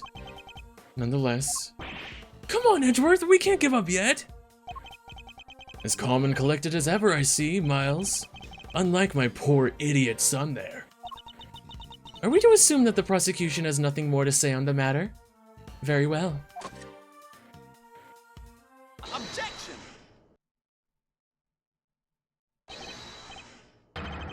Not so fast, Gavel. We're not done yet. There's one thing we still haven't looked at properly. Really, my boy? You want us to believe there's more? Desperation is never a good look, you know. Seems Eustace isn't quite ready to give up just yet. And for once, I think we're both thinking the same thing. Oh no, I guess it did count. For some reason it's not showing in my chat. Namely, that we might not necessarily be dealing with a useless piece of trash. We can't know for sure without looking more closely, but... the newspaper itself, maybe? That it's wrapped in? I'm talking about the piece of newspaper the bell was wrapped in. Seems we really were thinking the same thing. Ah, it's beautiful, really is. Really it is. Tear-jerkingly so. Some might call it heroic optimism. Some might call it clutching at straws. But whatever one calls it, to put all one's faith in a worthless piece of garbage that takes belief. Let's take a closer look and see if it's all as worthless as you say, shall we? If you'd be so kind. Turn it around. Oh my...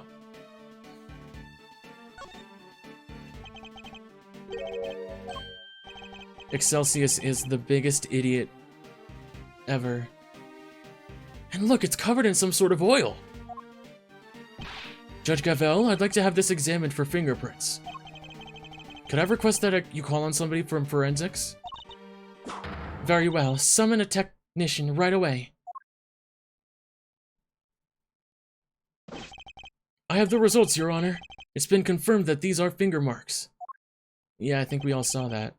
Unfortunately, it looks like they were made by somebody wearing gloves. We got it, don't worry. Oh dear! Well, that doesn't give you very much in the way of evidence, does it? But I suppose it makes sense if you think about it. After all, this was important evidence. And what kind of idiot would handle something like that without gloves on? You? Oh, that's right, the kind that would flail on about desperately like you, my boy. Wow, way to talk to your kids, Super Dad. I'm merely calling a spade, or in this case, an idiot. Real winners know how to keep their emotions out of things. You're the actual idiot here, dude. And take no pity on the weak and the foolish, including their own ineffective offspring. Jesus Christ. Dad, You spent the last who knows how long proclaiming yourself to be a prize-winning prosecutor. But thanks to my little pep talk this morning, you finally know exactly how those prizes were won. It was all thanks to me, thanks to the power I wield. You've never stood on your own 2 feet. You've always been coddled. First by me, then by Verity.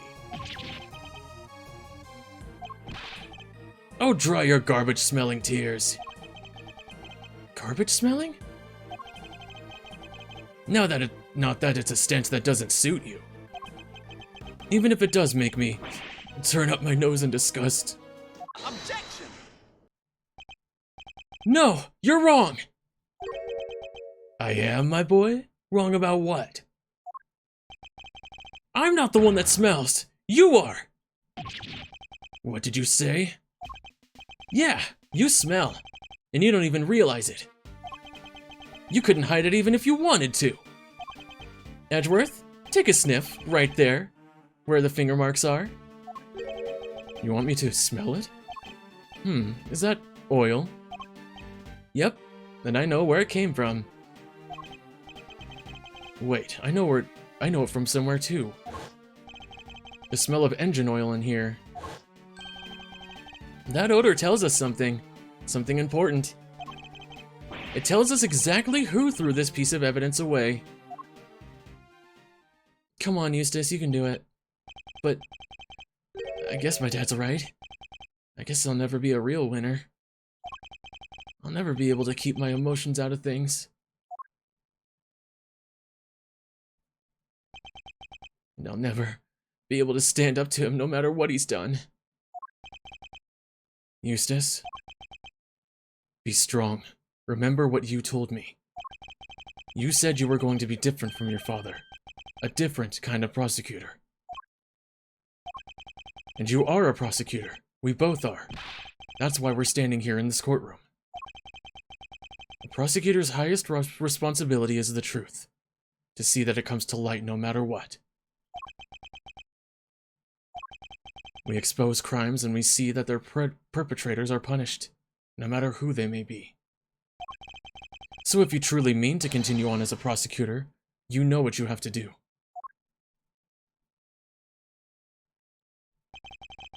I made you a promise. I said that if you could summon the courage to find your feet again, I'd help you. This isn't something you should have to do alone. I'm here right beside you. Thanks, Edgeworth. You're right. Those finger marks tie my dad to this crime. We need to show everybody how. The gloves. Take that! The smell you pointed out to me, Eustace, it's the smell of engine oil, isn't it? Motorcycle oil, even. Yep, and we both smelled it before in the same place. Yes, in Chairman Winter's garage. What's more, these finger marks feature some distinctive patterns, don't they? Outlines of the letters D, E, A, T, and H, the same letters that appear on the fingers of these gloves. Objection! Gloves that could be bought in any store. How does that prove anything, dear boy? Objection! How indeed. That's not the only thing that connects your gloves to this piece of newspaper we found. It's the dirt.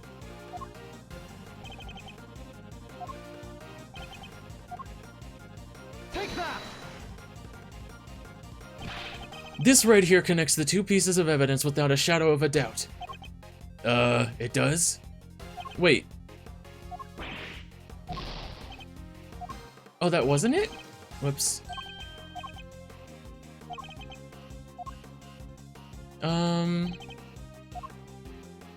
Is it the A, maybe? Take that! There we go. Look at the letter A on the finger. Half of it is missing. Exactly as it is on the print on the newspaper. What? I would also like to draw the court's attention to the... Really, game? You couldn't have just given me that? To the dirt the gloves were covered in.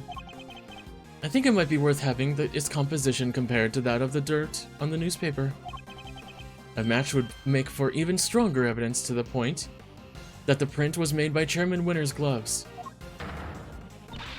Officer, have the dirt on these two pieces of evidence compared right away. Ugh! Curse you, Edgeworth! And you, Eustace! Who do you think you are? You're nothing but mere prosecutors! Sorry, Dad. I think it's time you admitted defeat. You suppressed vital evidence, and we just proved that in a court of law. And you did it to try and protect the defendant. What? Do you think you're gonna be able to make that stick? You think they'll send me to prison? Me? You think you'll be the one to finally take me down? You're a fool of a child. A fool! Objection! Just give it up, Dad. Admit what you did. Objection! You think you'll stand a chance without me around? You won't last 5 minutes. You know what? I think I might be okay. All I ever wanted was to become a prosecutor. To make you proud. After your men kidnapped me, and I was lying there in the dark all on my own, I got to thinking. Thinking how powerless I was in all of this because of you. I almost gave up. I almost lost sight of the truth. But then... Edgeworth appeared out of nowhere and showed me the way forward. I don't need your approval anymore. After all, I found that evidence on my own, didn't I? My men kidnapped you? What are you talking about? Objection! I guess the courtroom is as good a place as any to tell you the truth, Dad. Be careful what you say to me, boy. You may live to regret it. You're a fool, Eustace, and you always will be. I know you've hated me for as long as I can remember, but I want you to know that despite it all, I've always looked up to you as my dad. Thanks for everything, Excelsius. And goodbye. When did you? You need me, dang it! You can't survive without me!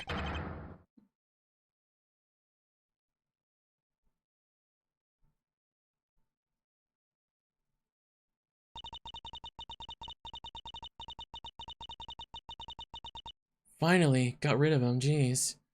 The court hereby accepts that vital evidence in this case was suppressed by Chairman Winner. This crime will be tried and an appropriate punishment decided at a future date. But for now, we must turn to the matter of the knife and the chisel, which still have not been found. However, I believe a full search of the garbage facility may well remedy that. What? You're going to dig through all that trash to find the knife, darling? But then... Don't worry, Warden the Guard. I'm sure your punishment won't be too unpleasant. Oh, you devil! Punished? Moi? Impossible! Excelsius, you blithering buffoon! What did you do?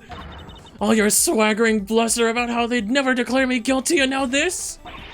You're the one I went to after they arrested me because you made me believe I could trust you. And not only did you kidnap a child to try and help me, it didn't even work?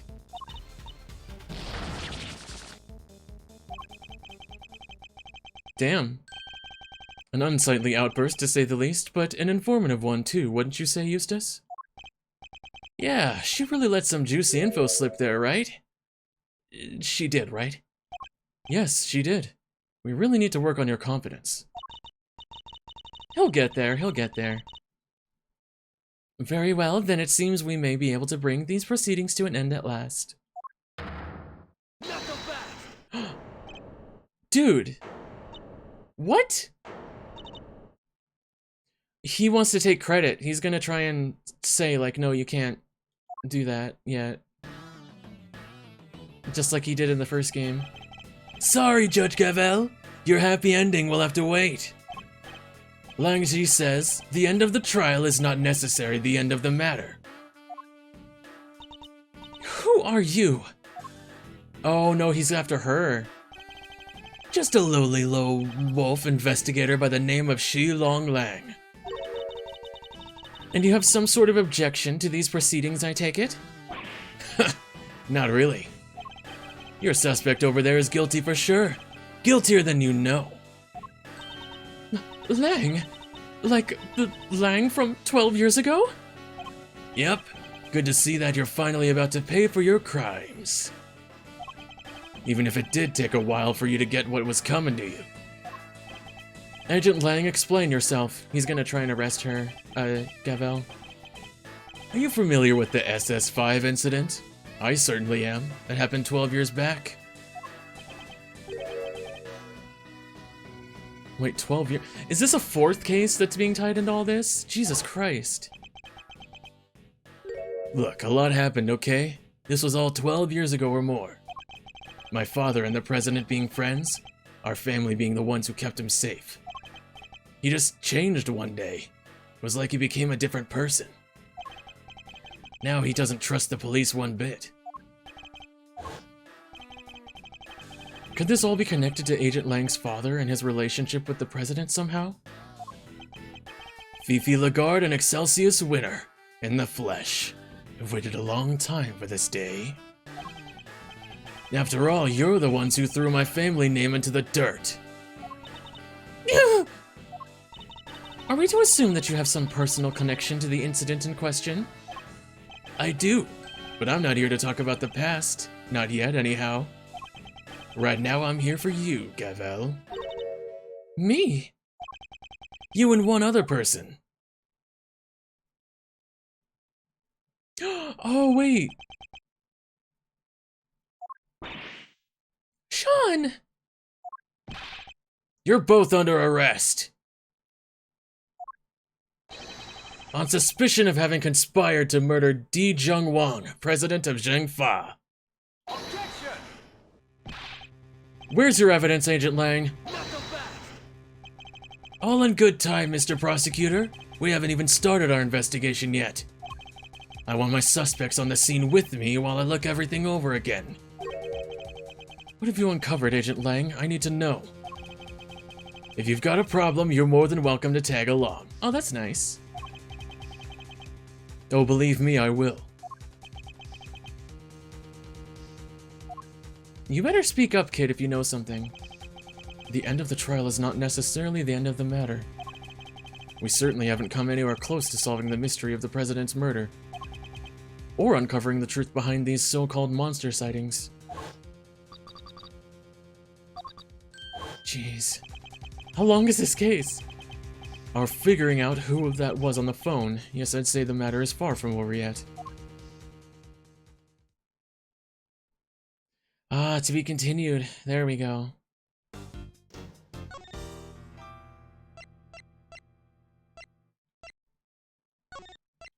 Okay, let's see.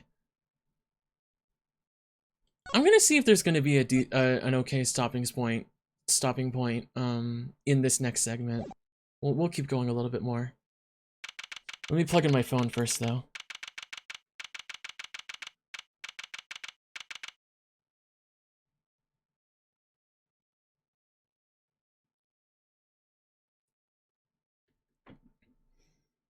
There we go. Let me take another sip of Pepsi. How are you guys doing?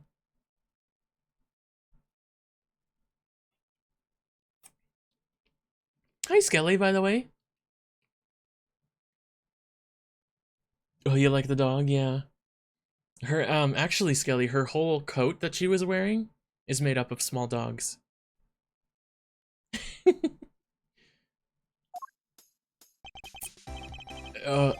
Could you maybe calm down a little? Calm down? No way, Jose! Not until you come clean. It's for your own good, dang it. Our intrepid reporters refuse to give up, even in the face of a repeated stonewalling from the crew. Excuse me, goodness. Look, you ladies need to stop harassing these people or I'll have to ask you to... You cops sure got a lot of nerve. Y'all are the ones who let Tarsaurus run wild. Hoping to hide the fact that they bred this menace themselves, the staff cling desperately to their stories. Did that wake you up? Look, we're really not breeding anything. Don't say that word around me. This is a movie set. Says the gal who told me so she done seen Gordy with her own danged eyes. I saw something, but that doesn't mean we're keeping monsters here. Alright, break it up. Oh, Mr. Edgeworth. And Sean. Y'all are on the trail of this here monster infestation too, huh? No, we're here on the trail of a criminal. On the trail of a criminal. Langji says, the darkness of a criminal's heart can sometimes be compared to a monster. That is to say, a killer is no different from a monster, really. True, that's true. Agent Lang, this is highly irregular, sir. We can't allow members of the public onto the scene of the crime. These people are important witnesses. I need them to be here. Well, Agent Lang, here we are. Where do you intend to begin? Let's start by summing up the facts. President Wang's body was discovered here this morning. He hadn't been seen since the night before last. Yes, he slipped off without his bodyguards noticing, if I remember correctly. So he was missing for over a day. Well, then where was he hidden if they were responsible for it? And the last person to see him alive was you, Judge Gavel, on the roof of the big building. Or was she? Why did the two of you arrange to meet? I'm sorry, but I can't say. Not even to defend yourself from an accusation of murder? Why? Why can't you just listen? Why can't you just tell us? Please, Judge Gavel, we're trying to help you. Huh. She can't say because she'll only incriminate herself more. I know you had something to do with the president's murder, and I'm gonna prove it. Objection! You said yourself that the body was only found this morning. How do you explain the time that passed between Judge Gavel's meeting with the president and then? That's exactly what I'm hoping we're about to find out. I'm particularly interested in what happened last night. So why don't you tell us exactly how it all went down, Sean Fenn? He's so fucking handsome, oh my god. I love this guy. Me? We know you were here on the set last night. You were, Sean? We have testimony from the woman over there and forensic evidence from the footprints that proves it. You came back to run your lines, right? What, you were spying on me? I'm sorry, I was just making sure you were okay. It was late, I was worried about you. How many times do I have to tell you? I don't need you to worry about me.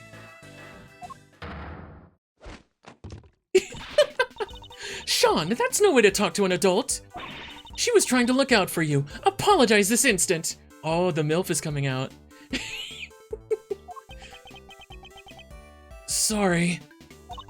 I've told you before, I won't have you speaking to people that way. Wow, this is a whole new Judge Gavel. It seems she just as strict with her son as she is with those who break the law.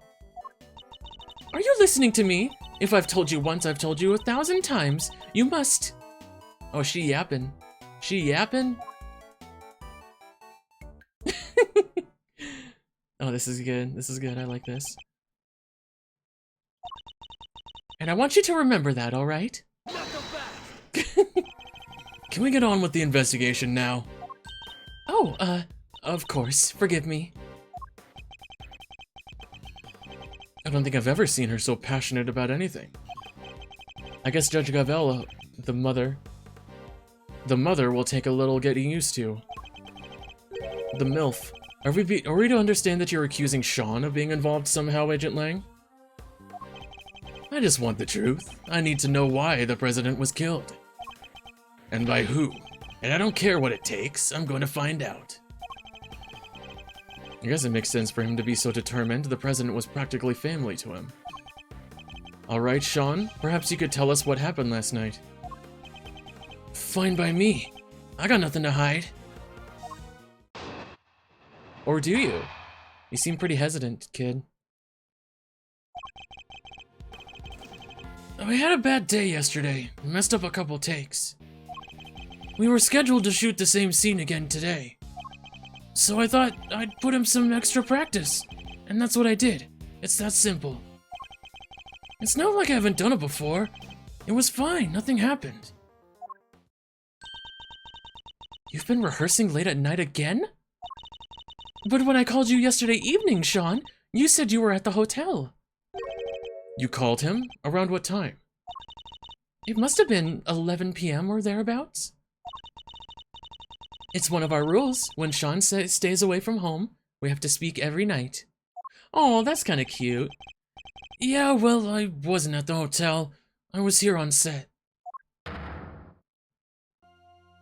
Oh, so you lied to me. You better be sweating, kid.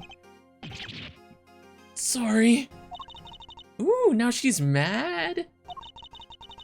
I think it's kind of amazing how hard he wants to work on his acting, though. Nonetheless, a parent can't help but worry.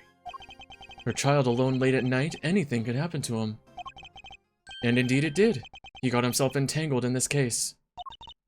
But he said nothing happened, right? He did, although I can't help but wonder if he was telling the truth. He can't have been telling the truth, because there was some kind of like little fire or something up on the roof. Hold it! A bad day? Could you elaborate a little? What, I have to spell it out for you? It was just bad, okay? Huh, what do you think? Did you drink too much milk, maybe? How did you... I mean, no! Nothing like that! Aw, he's so cute. So it must be more accurate to say that his stomach had a bad day. Huh, I thought milk was supposed to be good for your digestion. Shut up! We're done talking about that! The point is I messed up those takes. Hold it! So you wanted to rehearse your lines in preparation for the reshoots? Yeah. I caused enough trouble for everybody messing things up the first time around. I wasn't about to do that again. I'm a pro. One can only admire his dedication and his sense of responsibility to his coworkers. Sean takes his work so seriously. He's a real inspiration to everybody. Even the takes he said he messed up. It wasn't like there was actually a problem. He just wanted to make them as good as they could be. He always says that even a tiny bit better is... Shut up! Why do you always have to say stuff people don't need to hear? Oh, sorry, Sean. What did your MILF say to you, Sean? Don't talk to adults like this? He could maybe work on his people skills a little more. Anyway, as I was saying... Hold it! Sean, about what you just said... How many times have I made you promise? If you're going to rehearse on your own, you have to tell me. I know. Welcome back, Kirby. Hi, welcome back. Well, that little outburst rather stole my thunder. Let me ask again, about what you just said. I think it's pretty cool though, Sean. What? More interruptions? It's all the hours of practice that make you the best you can be. Little by little by little.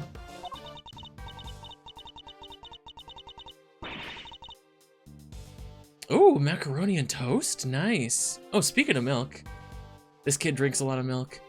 I'm the same. I went from small-time thief to average thief, and before I knew it, greatness beckoned. But now I finally made it. I'm not about to stop doing my best. And neither should you. May I continue? Now, Sean, do you often rehearse alone? Finally, I got my question on without being interrupted.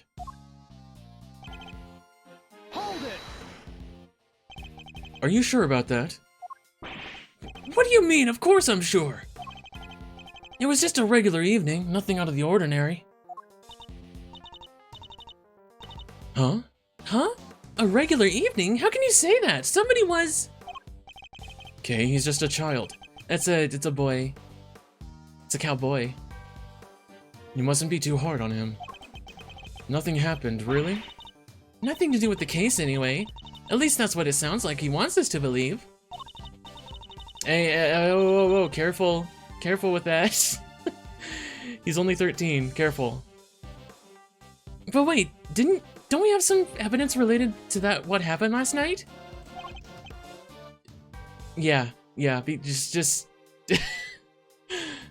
try not to say stuff like that if someone's, it's okay. Yeah. We do, and we also don't have time to be humoring the lies of a child. It's okay. It was fine, nothing happened. I think, wasn't it the... Seems to like it fell from the roof. There it is. No, the horns aren't real. Nothing happened? I'm sorry, but you're lying. The model of Taurosaurus's head fell from the roof of the trailer last night. Did you expect us to believe that you knew nothing about that? I don't know what you're talking about. Is that so? I told you, I ran my lines, I went home, that was it. What do I know about some stupid falling head? Or are you saying you can prove I know something? Sadly not. It's entirely possible that the head fell after Sean left. No proof, huh? Then this conversation is over! Yeah, it's part of his costume. No, it's not. What? The head falling from the roof isn't the only strange thing about last night. And I'm certain you know what else I'm thinking of too. Take that! What? How is that not the answer?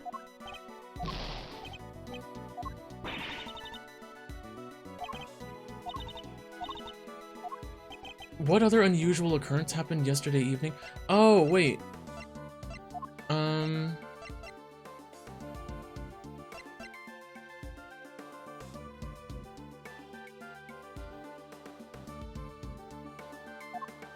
Yeah, you gotta be careful with that kind of thing. It was, the auction then, right? Take that! What is it asking me for here? What else?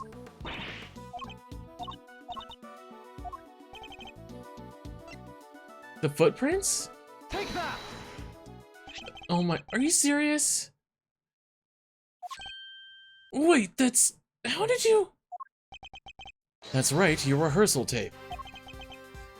Ugh. What? You have video footage from last night? We do, and if you watch it, you'll see that was no ordinary evening. There's a footprint there already.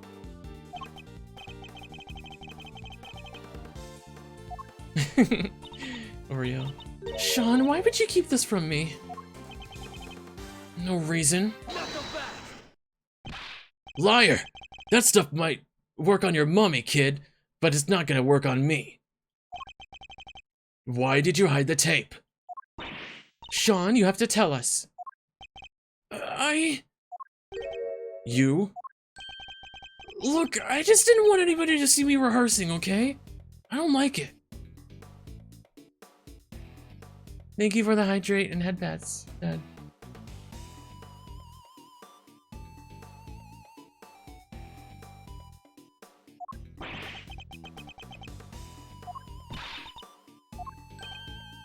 That's kind of cute. So you were embarrassed, is that it? Yeah. What's so weird about that? That's why you didn't hand over vital evidence? Sean, how could you?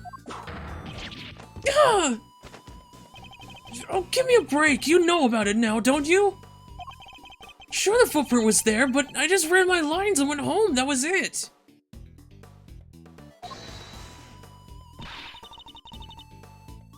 What? And nothing about that giant monster footprint struck you as weird? It's a giant monster footprint. Yeah, I tend to try to not be too much on the lewdness despite my body shape and whatnot. Generally I try to keep the lewdness down, but yeah, I would say, yeah, that's probably as far as you should go with that kind of thing. On the set of a giant monster movie. It's not like there isn't all kinds of other weird stuff around here. I don't mind for a second, Chief. There's something hinky about this kid, sure as I'm standing right here. Yeah, the animations are really good.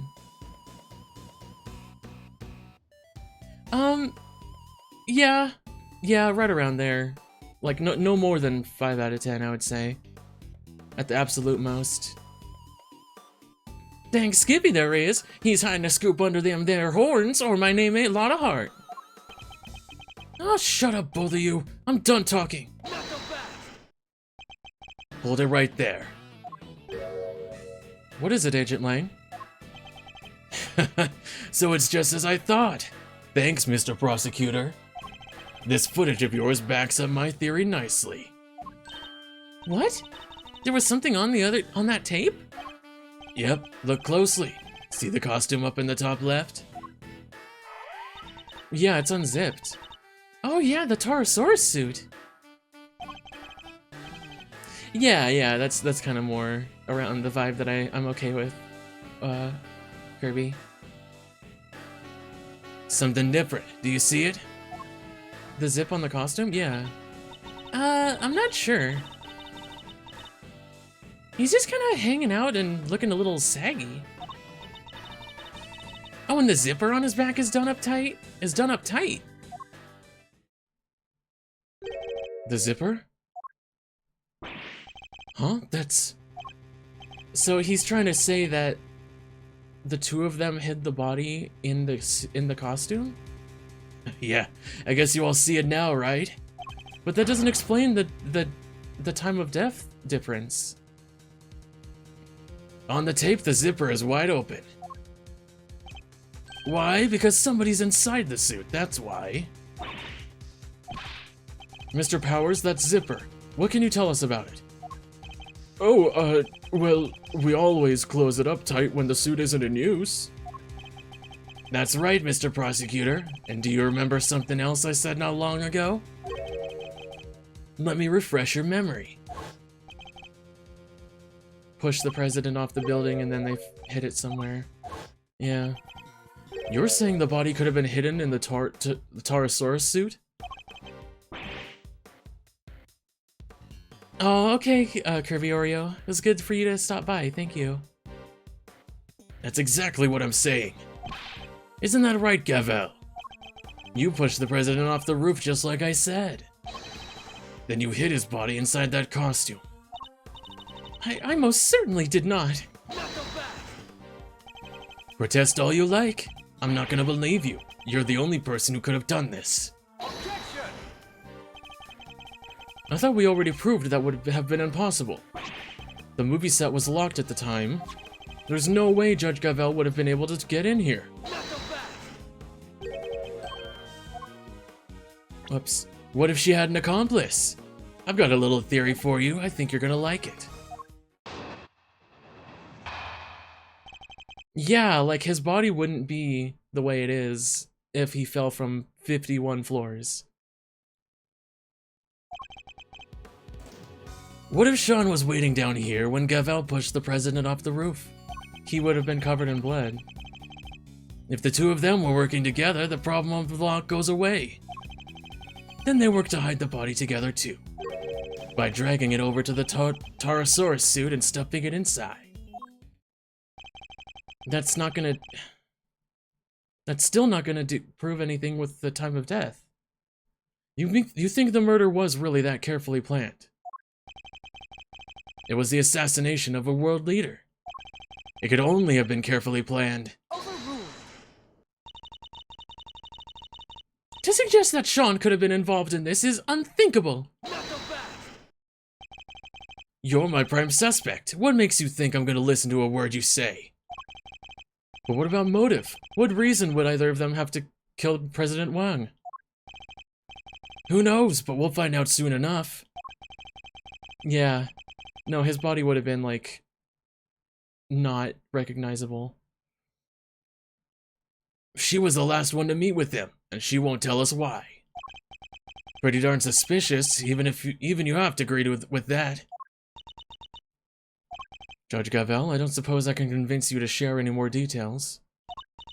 My apologies, but this is the one thing I can't do. Has there ever been an egg case? And yes, there has. Not in this game, but there has been, yeah. Yeah, there was one that happens in 5, and then there's one. Oh, what other one was I thinking of? That was an accident.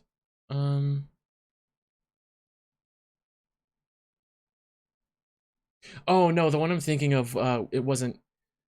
It was a non-planned one. It was on purpose though. So never mind. I think there might have only been one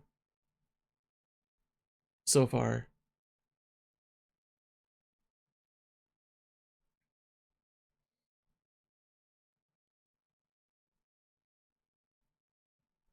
That is one thing I can't do. That's what I'm starting to wonder, Iron, actually, if that might be the thing. However, rest assured, should that ever change, you will be the first to know. So please. Have to believe me? Yeah, murderers have a habit of saying that. What about you, kid? Any weak excuses to offer? If so, now's the time to get them off your chest. I got nothing to say to you. I'm innocent. Both as tight-lipped as what each other, huh? Well, let me guess. You're still gonna try and stick up for them? It's true, Judge Gavel's actions certainly make her seem suspicious. But nothing she has told us amounts to a motive for murder, or even to the suggestion of one.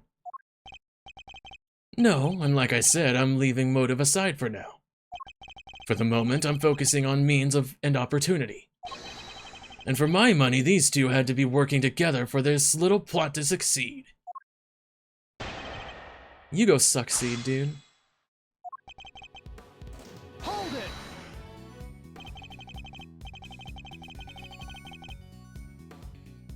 You're seriously suggesting that a child could have been an accomplice in this murder?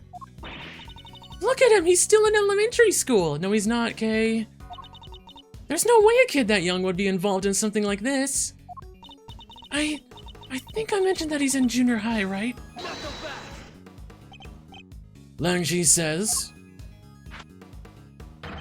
pity no wolf, be he cub or grizzled elder. It doesn't matter how young he is, if he's guilty, and he'll be treated as such.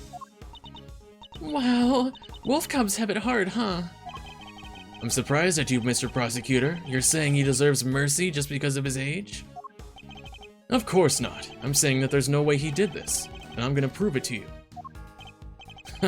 I'll look forward to it, but be warned, I'm only just getting warmed up.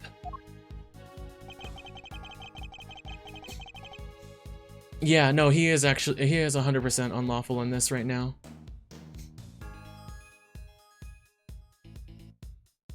Hold it. Goes away how exactly? I thought you might try this, but you and I both know exactly how. Let me make it nice and simple for you. First, she pushes the president off the roof.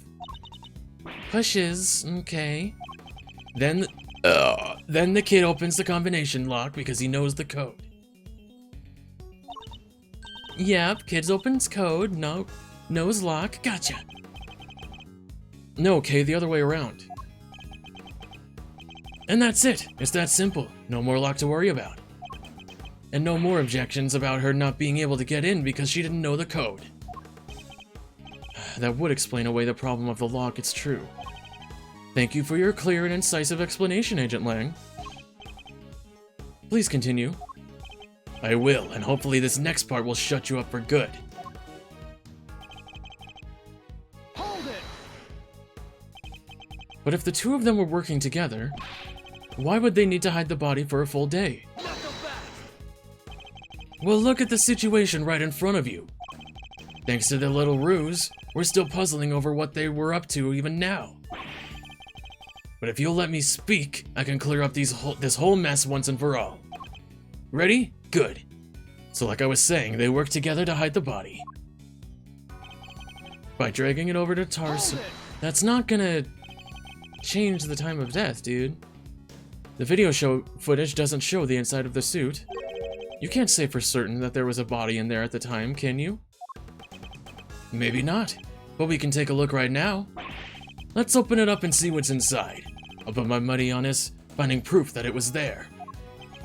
Do you mind if we examine the suit, Mr. Powers? Oh, not at all. Might be a little ripe, though. Gets pretty sweaty in there. Ew. Wait, what? Oh, it's filthy. Yeah, that's weird. I always clean it up pretty good. If you don't, it can get kind of moldy. In other words, what we're looking at is proof that somebody other than you used the costume. That dirt in there must have come from the body.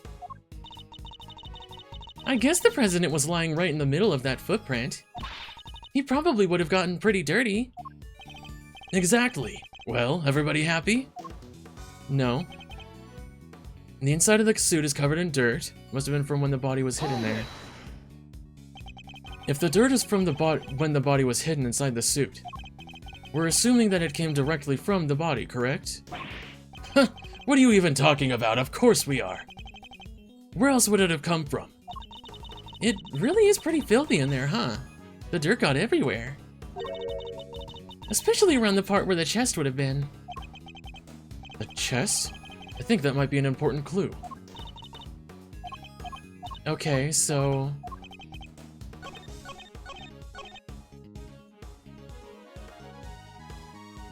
Is there no speckles of something yellow stuck to the clothes? Objection! Yeah, that's not dirt, dude. That's something else. So our assumption is that the inside of the suit is dirty because the dirt came from the body. Would it be safe to say that's the case? Why? Is there a problem? The part of the suit directly in front of the opening is particularly dirty. Yeah, it really is. But look at the victim. The area of his body that would have been in contact with that part of the suit isn't dirty at all. If the victim had been crammed in there as you suggest, his chest would surely be covered in dirt. Fine. So what's your explanation? How did he get all that dirt inside there? How did all that dirt get inside there? Based on the videotape, there may well have been somebody in the suit at that time. Really? So who was it if it wasn't the president? Come on, Kay, think. Where was it? Something the matter, Kay? I've seen dirt like that somewhere else, I'm sure of it. I just can't think where.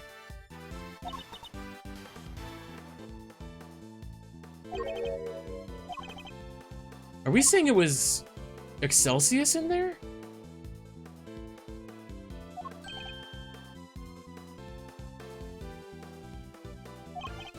Does one of the items we found have a similar... Yeah. Take that! As Kay pointed out, the dirt in the suit contains small flecks of something gray. Uh-huh, and? We discovered similar flecks stuck to an item belonging to somebody we recently had dealings with. The item in question being these gloves. You're right, the dirt does look similar. But so what?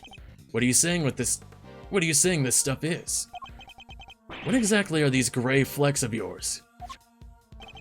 I believe the gray flecks are...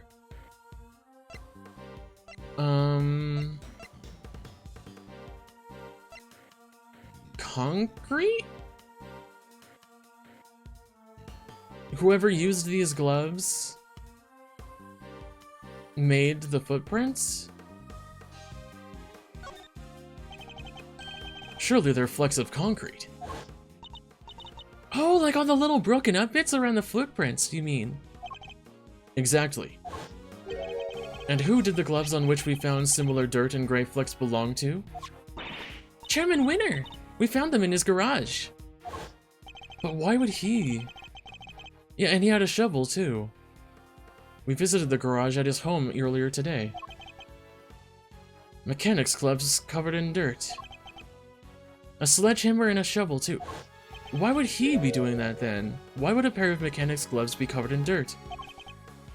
Because somebody wore them while they used this hammer and shovel. I'm not sure how that makes sense, but let's see. They smashed through the concrete to the dirt below, staining the gloves with both substances. Wait, so you're saying? Yes, that we finally know what these footprints really are. It seems highly likely that they were dug by Why though? Highly likely? Ha! If that's so, then tell me this. Why the heck did he make them? What purpose could they possibly serve?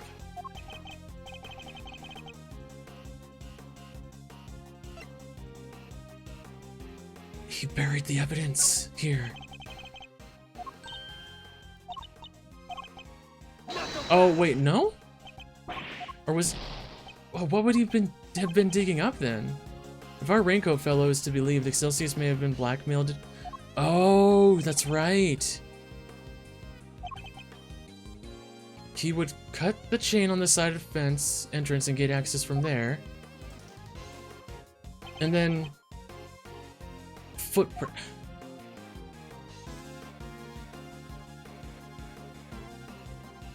And then he put all the dirt from there into the suit.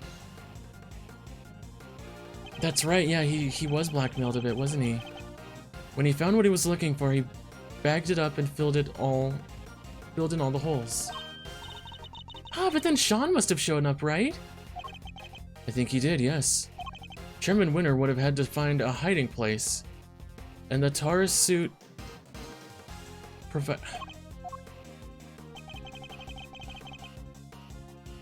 Dude... How long was he in the suit then? Because Sean was there for like an hour or more? You got all that from a pair of dirty gloves? It's good, but it's all just speculation. We don't have any proof that he was inside that suit. He could have dug those holes and gotten out of here before the kid even showed up. Objection! But he didn't, and there's proof of that right there in the footage. It shows that Chairman Winner was still present in the Was it? Oh, the bag! It's a shame that Agent Lang didn't notice it himself. He didn't leave the bag. Or he didn't, Yeah, it's the bags of dirt! In his, oh my god, there it is!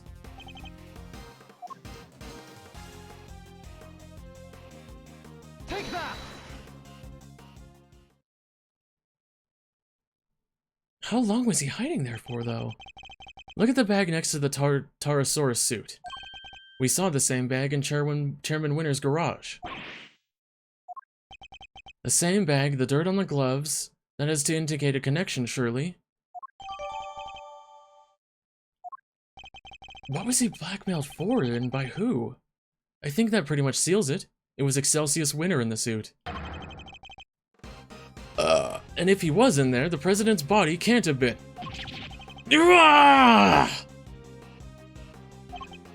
Good, it seems I've convinced Agent Lang of the flaws in his theory. Somebody get to Chairman Winner's house right away! We need to know what's in that bag. Yes, sir. What? Y'all done lost your minds? I can't believe what I'm hearing here. What is this hog swill? This is all we need. Them right there is Taurosaurus's footprints, dang it! Ain't no holes dug by no old guy! I think I've demonstrated more than adequately that that's exactly what they are. Don't matter to me none what you just done did. I don't believe it, and that's that. I done told y'all I seen that bag, that big bad bull with my own 2 eyes. The giant eye peering at that window. I think I know what it was. Probably. If it's the same as the sound that Nicole got, or that Tabby, I mean. Where did I get Nicole? Tabby, sorry. That Tabby got? It's probably like a hot air balloon or something. We ain't about to let that go. What kind of journalists would we be if we did, huh? Responsible ones, but I guess that's the whole problem. Wait! Ain't like it was just about the footprints, no-how. You were seen fraternizing with one of them there monsters, ain't that correct, young man? By the young lady over there. If I'm not very much mistaken. We're never going to get anywhere with these two around. Maybe if we could prove to them that wasn't a monster either, they might finally drop it. Let's see if we can prove it. What are you two whispering about? Y'all are hiding something, ain't ya? Admit it. Quick, Tabby, roll tape. Hold it! Could I politely ask that you both calm down? The monster the boy was seen talking to, we know what it was now. Huh? That's right, Sean's rehearsal tape was finally cleared up that particular mystery. It did. The point at which oh, I said Nicole instead of Nichols. Miss Nichols thought she saw Sean with Gordy. That would have been right there, yeah, so it was the camera covered, yep. Huh? I don't see no Gordy! That ain't nothing but a dumb snapshot. You're talking to a pro here. Can't fool me with no trick photography. It was the camera. Take that!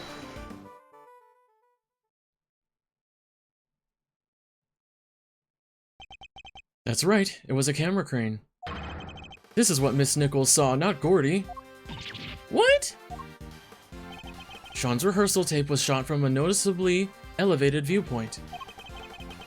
A viewpoint that would only have been possible if the camera in question was attached to a crane.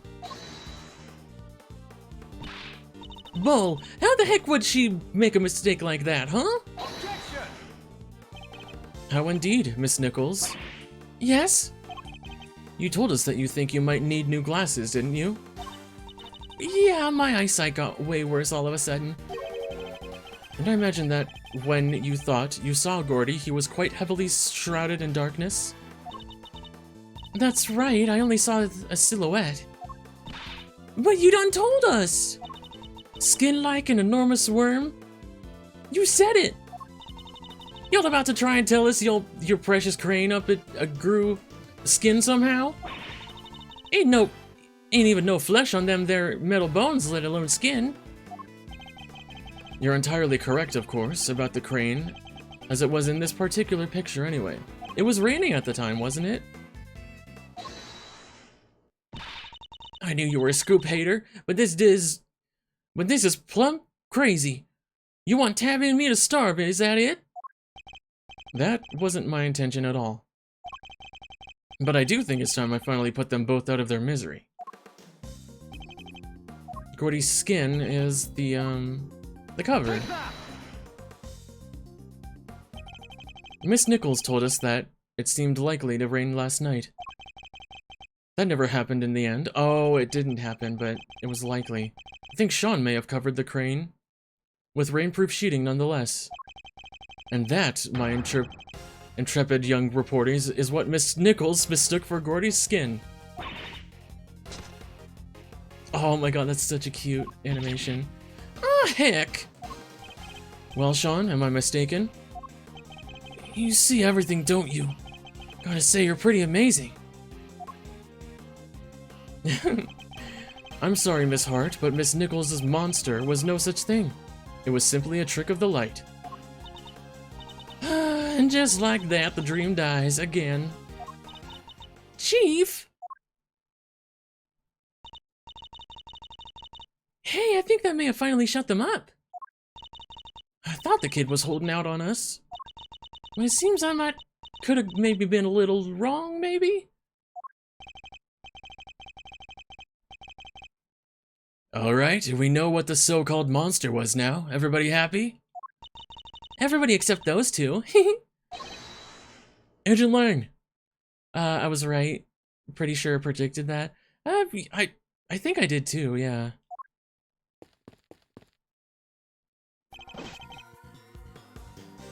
Excuse me.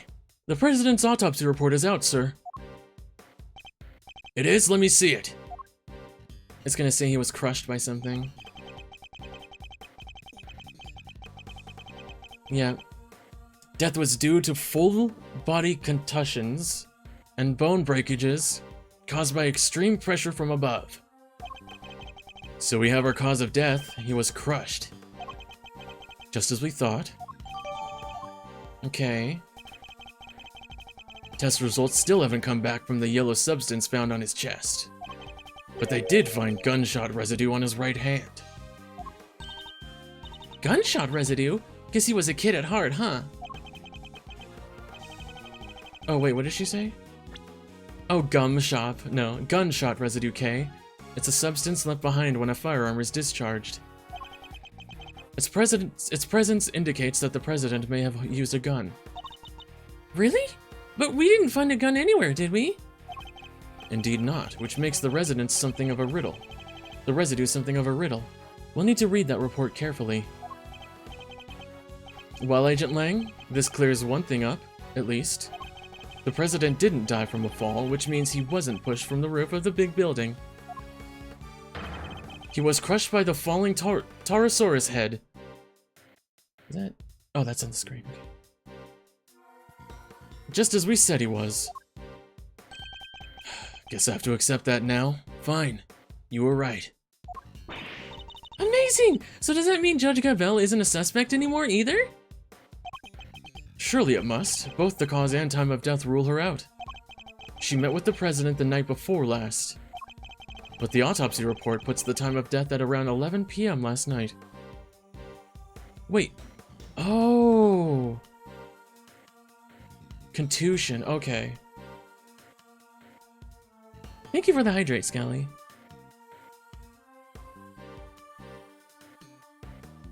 So I was thinking the autopsy also said that he was killed 2 nights ago. But apparently, no, it said 11 p.m. from the start.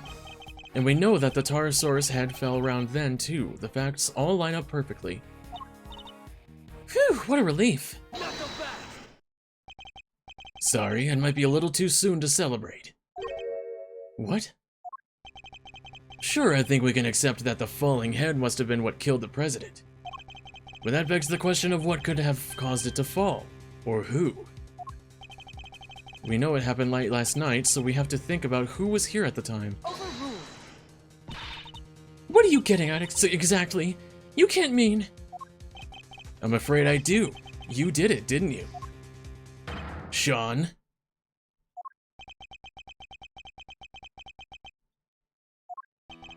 The kid's hiding something. He was right here last night, right where the body was found.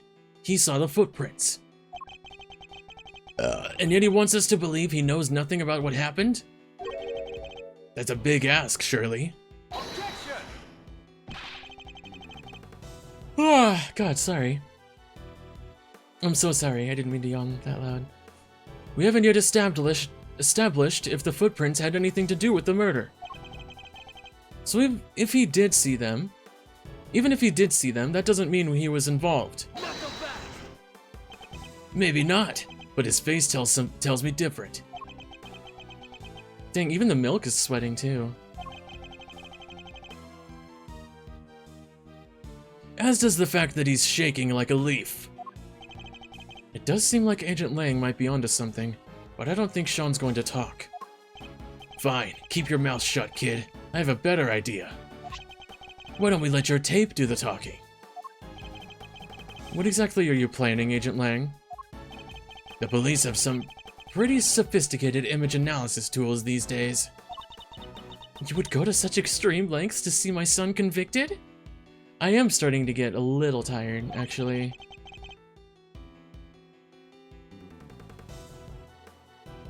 Oh, damn it, I tried to keep that in. Sorry. It's not that I'm bored or that I don't want to be here, I promise. I'm still trying to play as best I can. It's not ideal, but if the boy won't talk, we don't have any other way of getting to the truth. Detective Gumshoe, you have access to exactly such a device, don't you? Sure do, little V. Good. Then that should make this nice and quick. Oh, thank you for the head pat, Skelly. No, my yawns aren't cute. Stop it. Stop it. You're actually making me yawn. Mr. Edgeworth, might I request that it be you who carries out the analysis in question? Why me? I fear that Agent Lang might be inclined to believe the worst. Image analysis isn't exactly my specialty, but alright.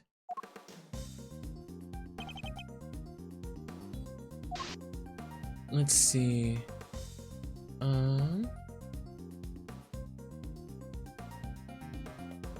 Anything here? No. Oh, it probably wants me to look in the dark over here, right? What?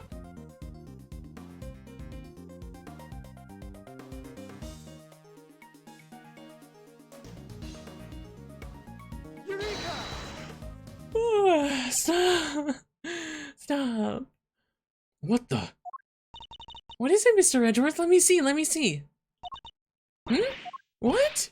What is it? What's the matter? Show me! Mr. Edgeworth, the court asks that you share your findings. Zoom in on the top right part of the image and look closely. There's a person there. The president! Oh my! What? You're kidding, right? Well, I'd say that's a pretty decisive, wouldn't you? This doesn't look good for Sean at all. Wait! This doesn't prove anything! I didn't know he was there! I don't believe you, and the image does in fact prove something very important. And you and the president were here at the scene of the crime together. How would he not know about it, though? Admit it, kid, you murdered President Wang! No, that's ridiculous! Why would he... Sean, you didn't! You can't have! What do we do, Mr. Edgeworth? It's hard to push back against footage like that. Surely even you can't deny that this looks pretty bad for the kid, Mr. Prosecutor. Arg! He claimed he knew nothing about what happened. But the president is right there with him. Speak up, kid. Sean, what are you not telling us? We have to know. He's right, Sean. Be honest now. It's the only way. The truth is, it was all my fault. Oh no, your internet went out again. I'm sorry, Cash. Sean, what did you do? It was my fault. The Pterosaurus head fell off the trailer.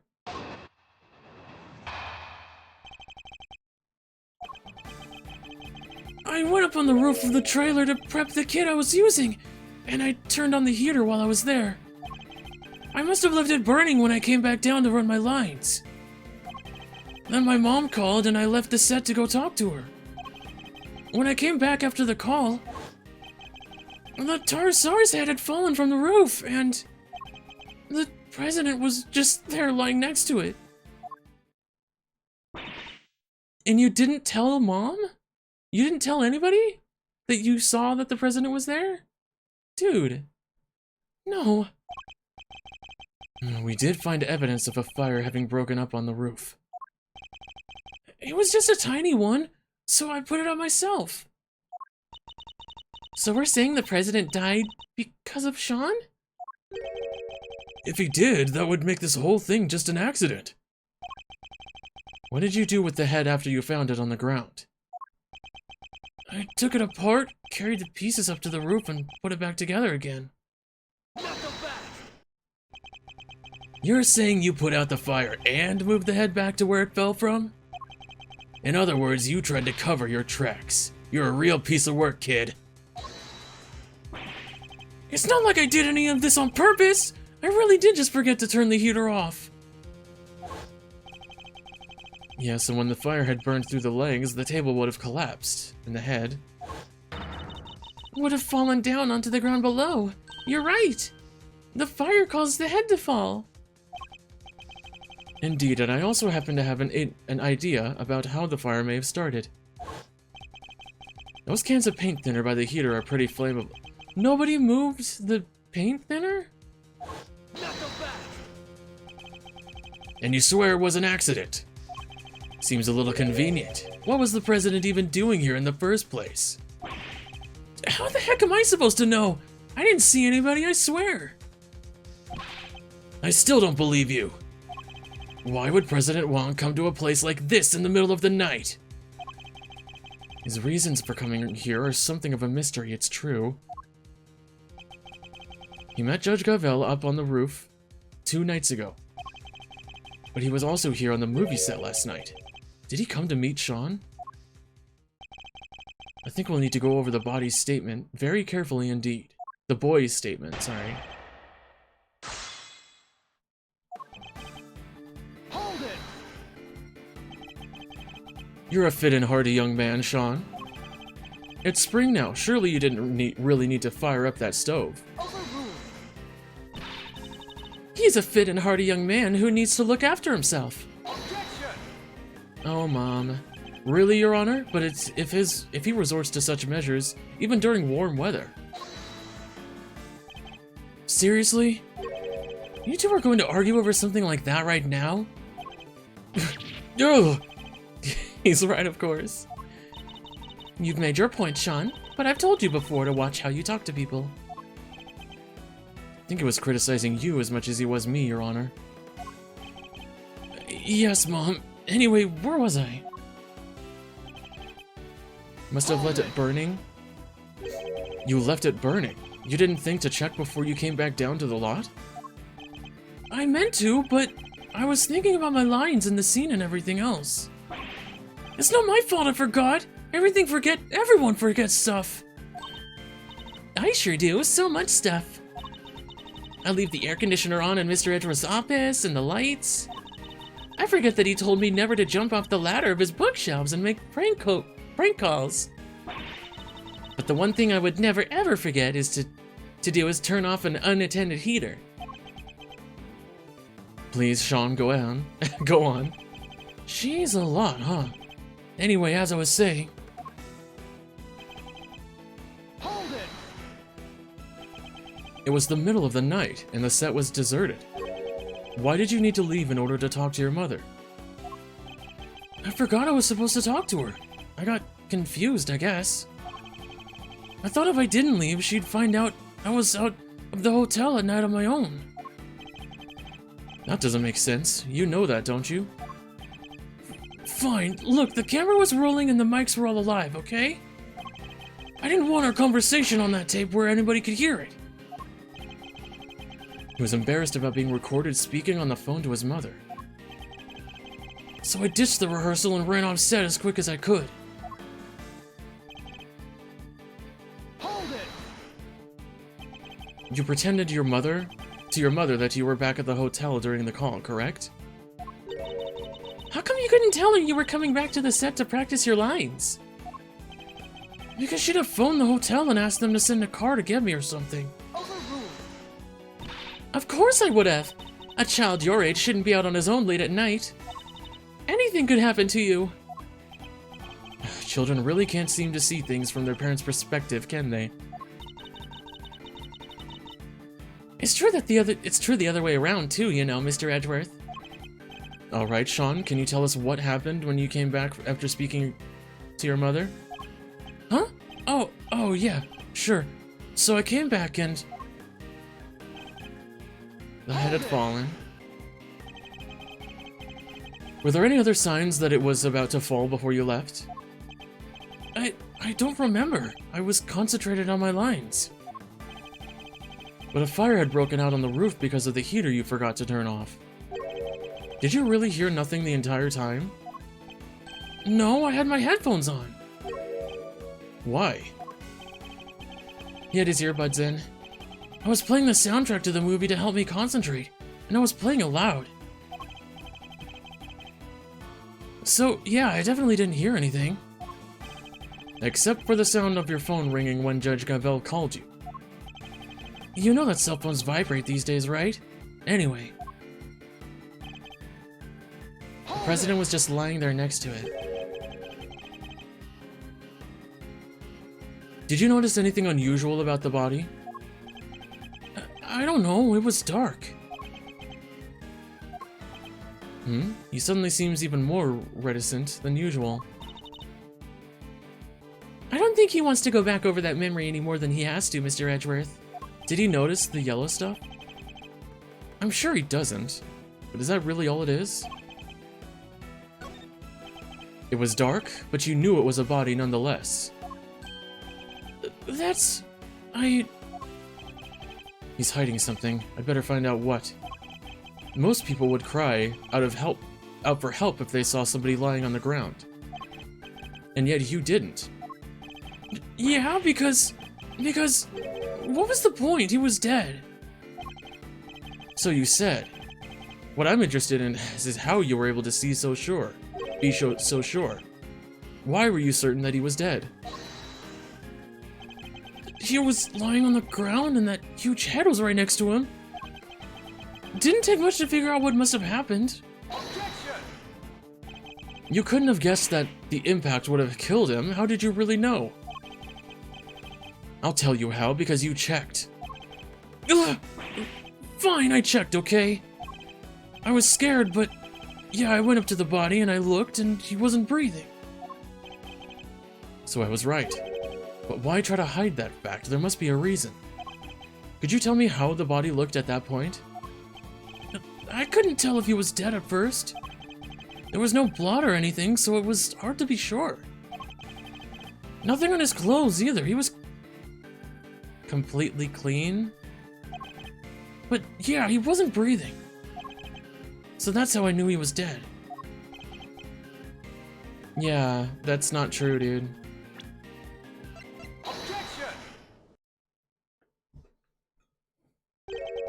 Nothing on his clothes? Nothing at all? Yeah, nothing. Why? Is there a problem with that?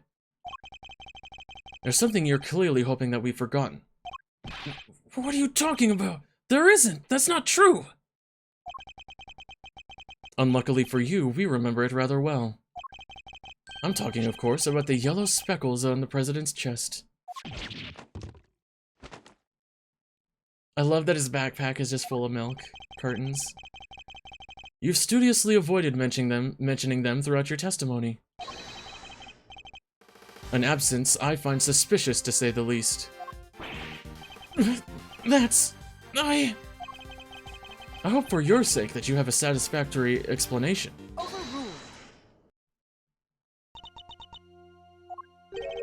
Judge Gavel. She knows what it is. Allow me to explain. You? But... the yellow residue on the president's chest. I imagine it was from a bouquet of flowers. Lion lilies, to be precise. Lion lilies? 2 nights ago, when I met the president on the roof of the big building, I presented him with a bouquet. They're a type of lily with large yellow petals. I imagine that the substance on President Wang's chest was pollen from those flowers. Huh? But they're not here. They're not there in the printout from the security camera. Only because the president is in the way. But why give him flowers? That is not something I'm at liberty to divulge. You have to. More secrets? Are you serious? First you wouldn't tell us why you met with him, and now you can't even tell us about the flowers? My sincerest apologies, but all I can tell you is that I gave him the bouquet. Objection! A bouquet that was nowhere near the body when it was discovered. How do you explain that? I can't. Seriously, Your Honor? Some things you won't explain, the rest you can't? Come on, you gotta give us something here. You wouldn't let this fly in the courtroom. What makes you think you will accept it? Hey, you leave her alone! Sean! I threw the flowers away, okay? You did? So they were there when you first found the body? Yeah, they were right on this chest. And they were squashed completely flat. I guess that makes sense, right? They would have gotten crushed along with the president. And the pollen would have been smeared across his jacket front. That does explain things rather neatly. But why remove the bouquet and dispose of it? No reason.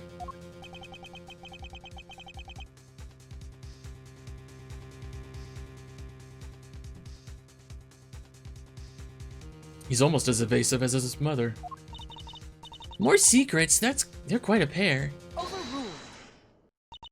There is no secret. I know exactly why Sean disposed of the bouquet. Huh? You saw me leave the house with it, didn't you? Oh, I get it. When you saw the flowers on the president's body, you remembered seeing your mom with them. And felt the need to prevent her from coming under suspicion. No, you got it all wrong! That's his least convincing lie yet.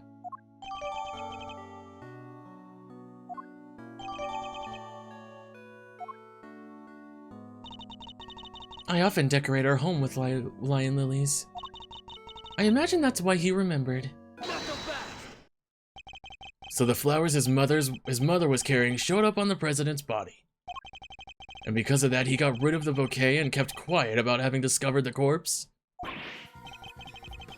Well, that ties everything up nicely, doesn't it? A little too nicely for my tastes. Why? What's wrong with nice? I guess you forgot, huh? The kid also told us that he was responsible for the head falling in the first place. Yeah, he did, but... So he's still our only suspect. No, it could be the kidnapper, too. The finger of suspicion still seems to be pointing firmly in Sean's direction. Wait. I can think of a far more likely culprit than the boy. What? Who?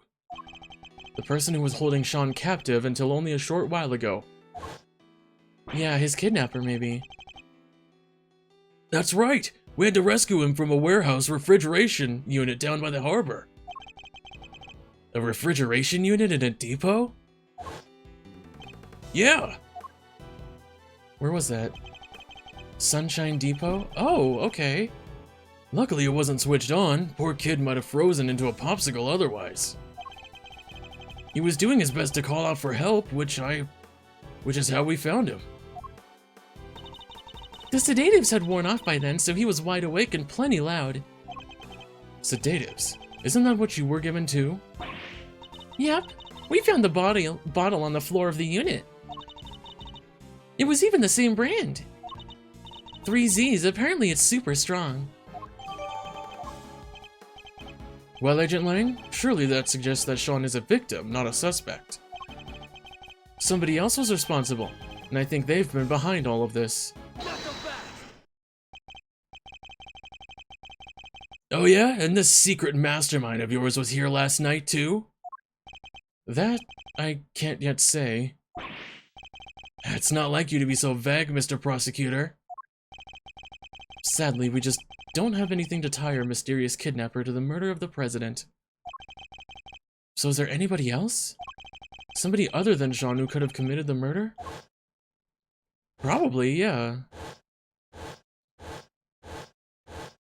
Are we gonna try and blame Excelsius? So I was right. The kid is still our only suspect. Objection! Not quite. I can think of another. What? Somebody who we just recently proved was right here on the movie set last night. Chairman Winner? You think he killed President Wang? Why not? We've proven that he was present. And if he was here, he's as viable a suspect as anyone else, wouldn't you say? Winner? Could he really have? It's certainly another possibility to consider. 12 years ago, he was. That number again.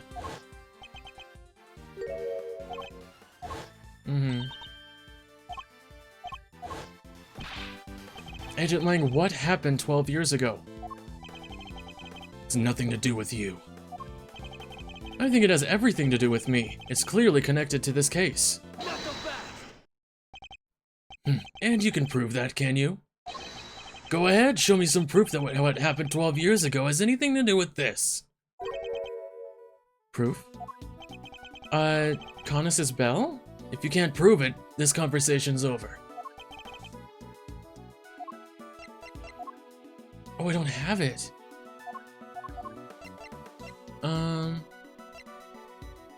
What did this say again? 18 years ago. Okay, not that one.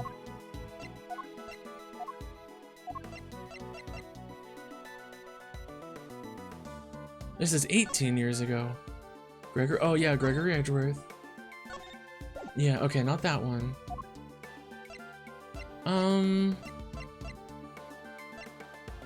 Hi, Doey.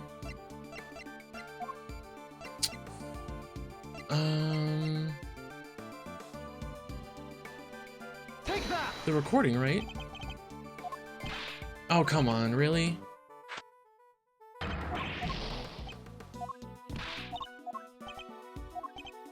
Okay, I'm gonna... Oh, I can't save, okay. There we go, the letter. Take that! This letter was sent to Rosie Ringer, the victim of a murder that happened the night before last. We don't know who sent it, but it does say this. Good luck getting your revenge from what happened 12 years ago. What? But... And that's not all. Take a look at this. It's a report about Bronco Knight written by Warden Lagarde. It was addressed to Chairman Winner. That last part in particular should be of interest to you. Retrieve the package we laid to rest 12 years ago in front of the planter? So... he buried it for 12 years? Something strange is going on, Agent Lang. Miss Ringer was murdered the night before last, and President Wong not long after. There's a connection between the two murders, there has to be. And I believe we can trace that connection to events that 12 years in the past. Am I wrong? These are old wounds you're opening here. Insults to my family name. Please, Agent Lang, we need to know.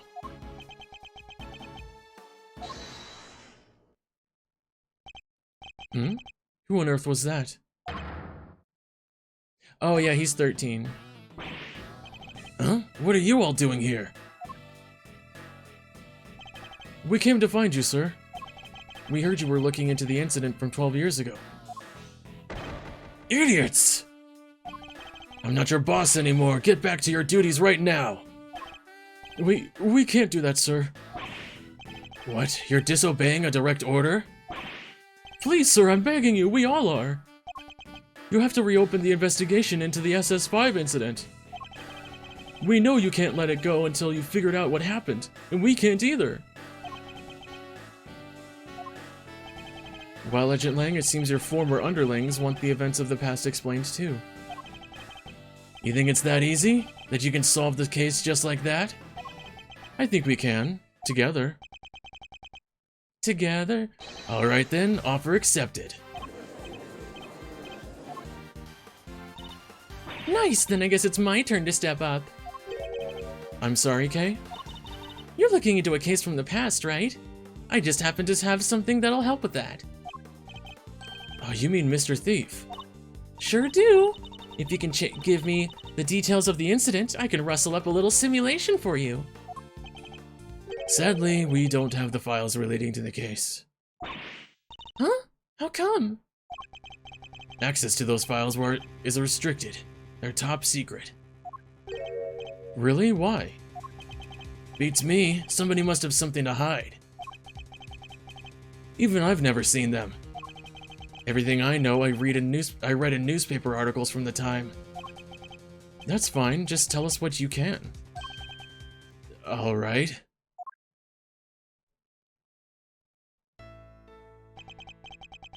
The SS5 incident happened on a winter's day 12 years ago. February 10th to be precise.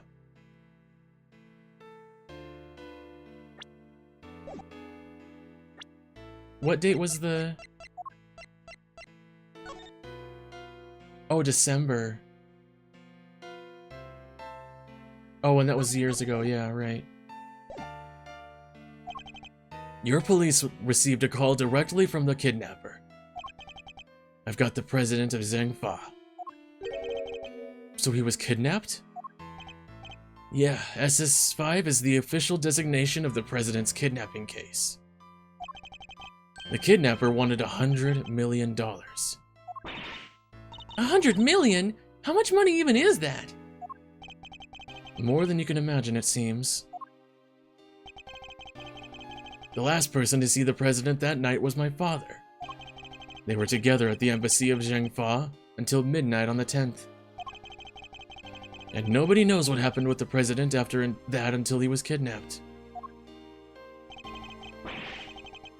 Our government did everything they could to scrape together the money.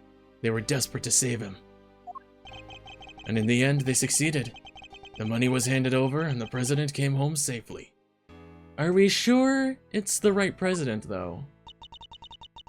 So President Wang was head honcho even back then?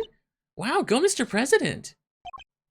The length of time he stayed in power isn't even close to the most impressive thing about him. Agent Lang was clearly very fond of President Wang.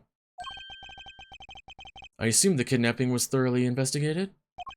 It was, but the investigation was top secret, as was the trial. The trial? So a suspect was arrested? Yeah, none other than our friend Fifi Lagarde. What? Is that why you visited the prison? It is. I was put on what you might call extended leave from Interpol. So I thought I'd use the time to look into what happened 12 years back. And I wanted to see who I was dealing with. She was found not guilty then, wasn't she? Yeah.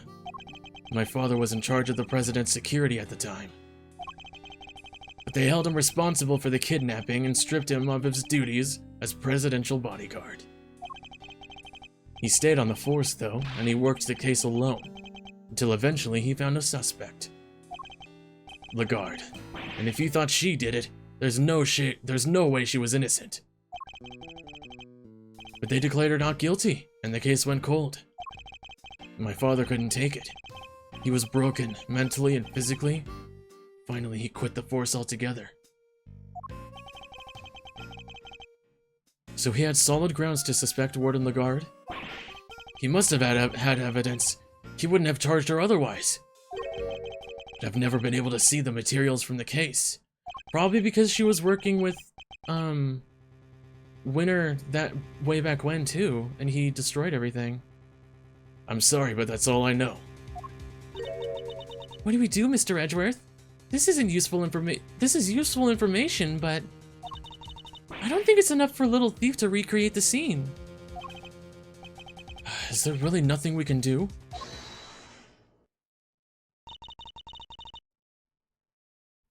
Francesca? Yay!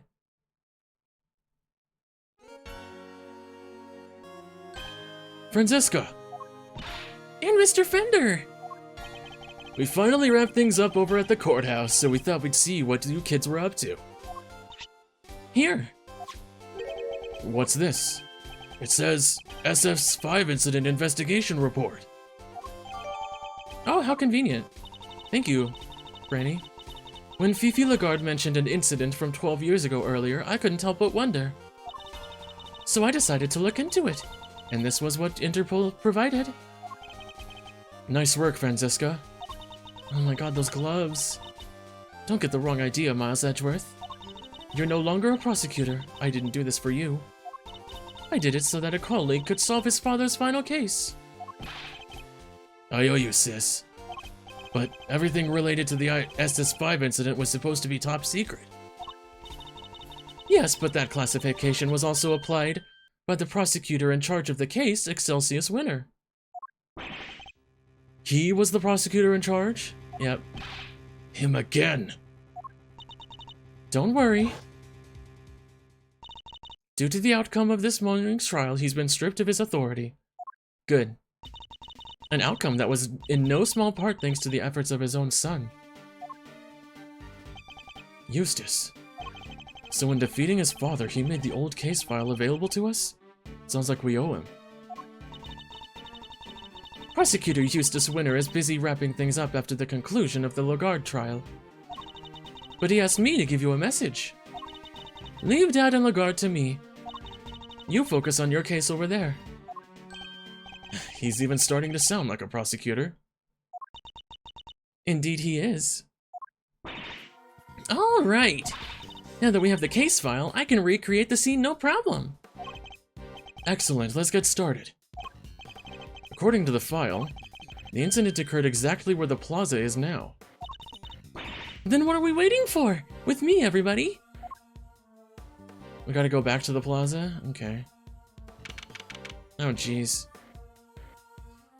I'm gonna leave this here, actually. This is pretty long, it seems. So...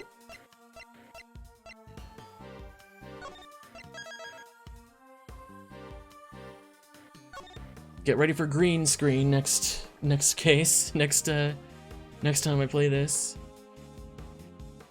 Okay.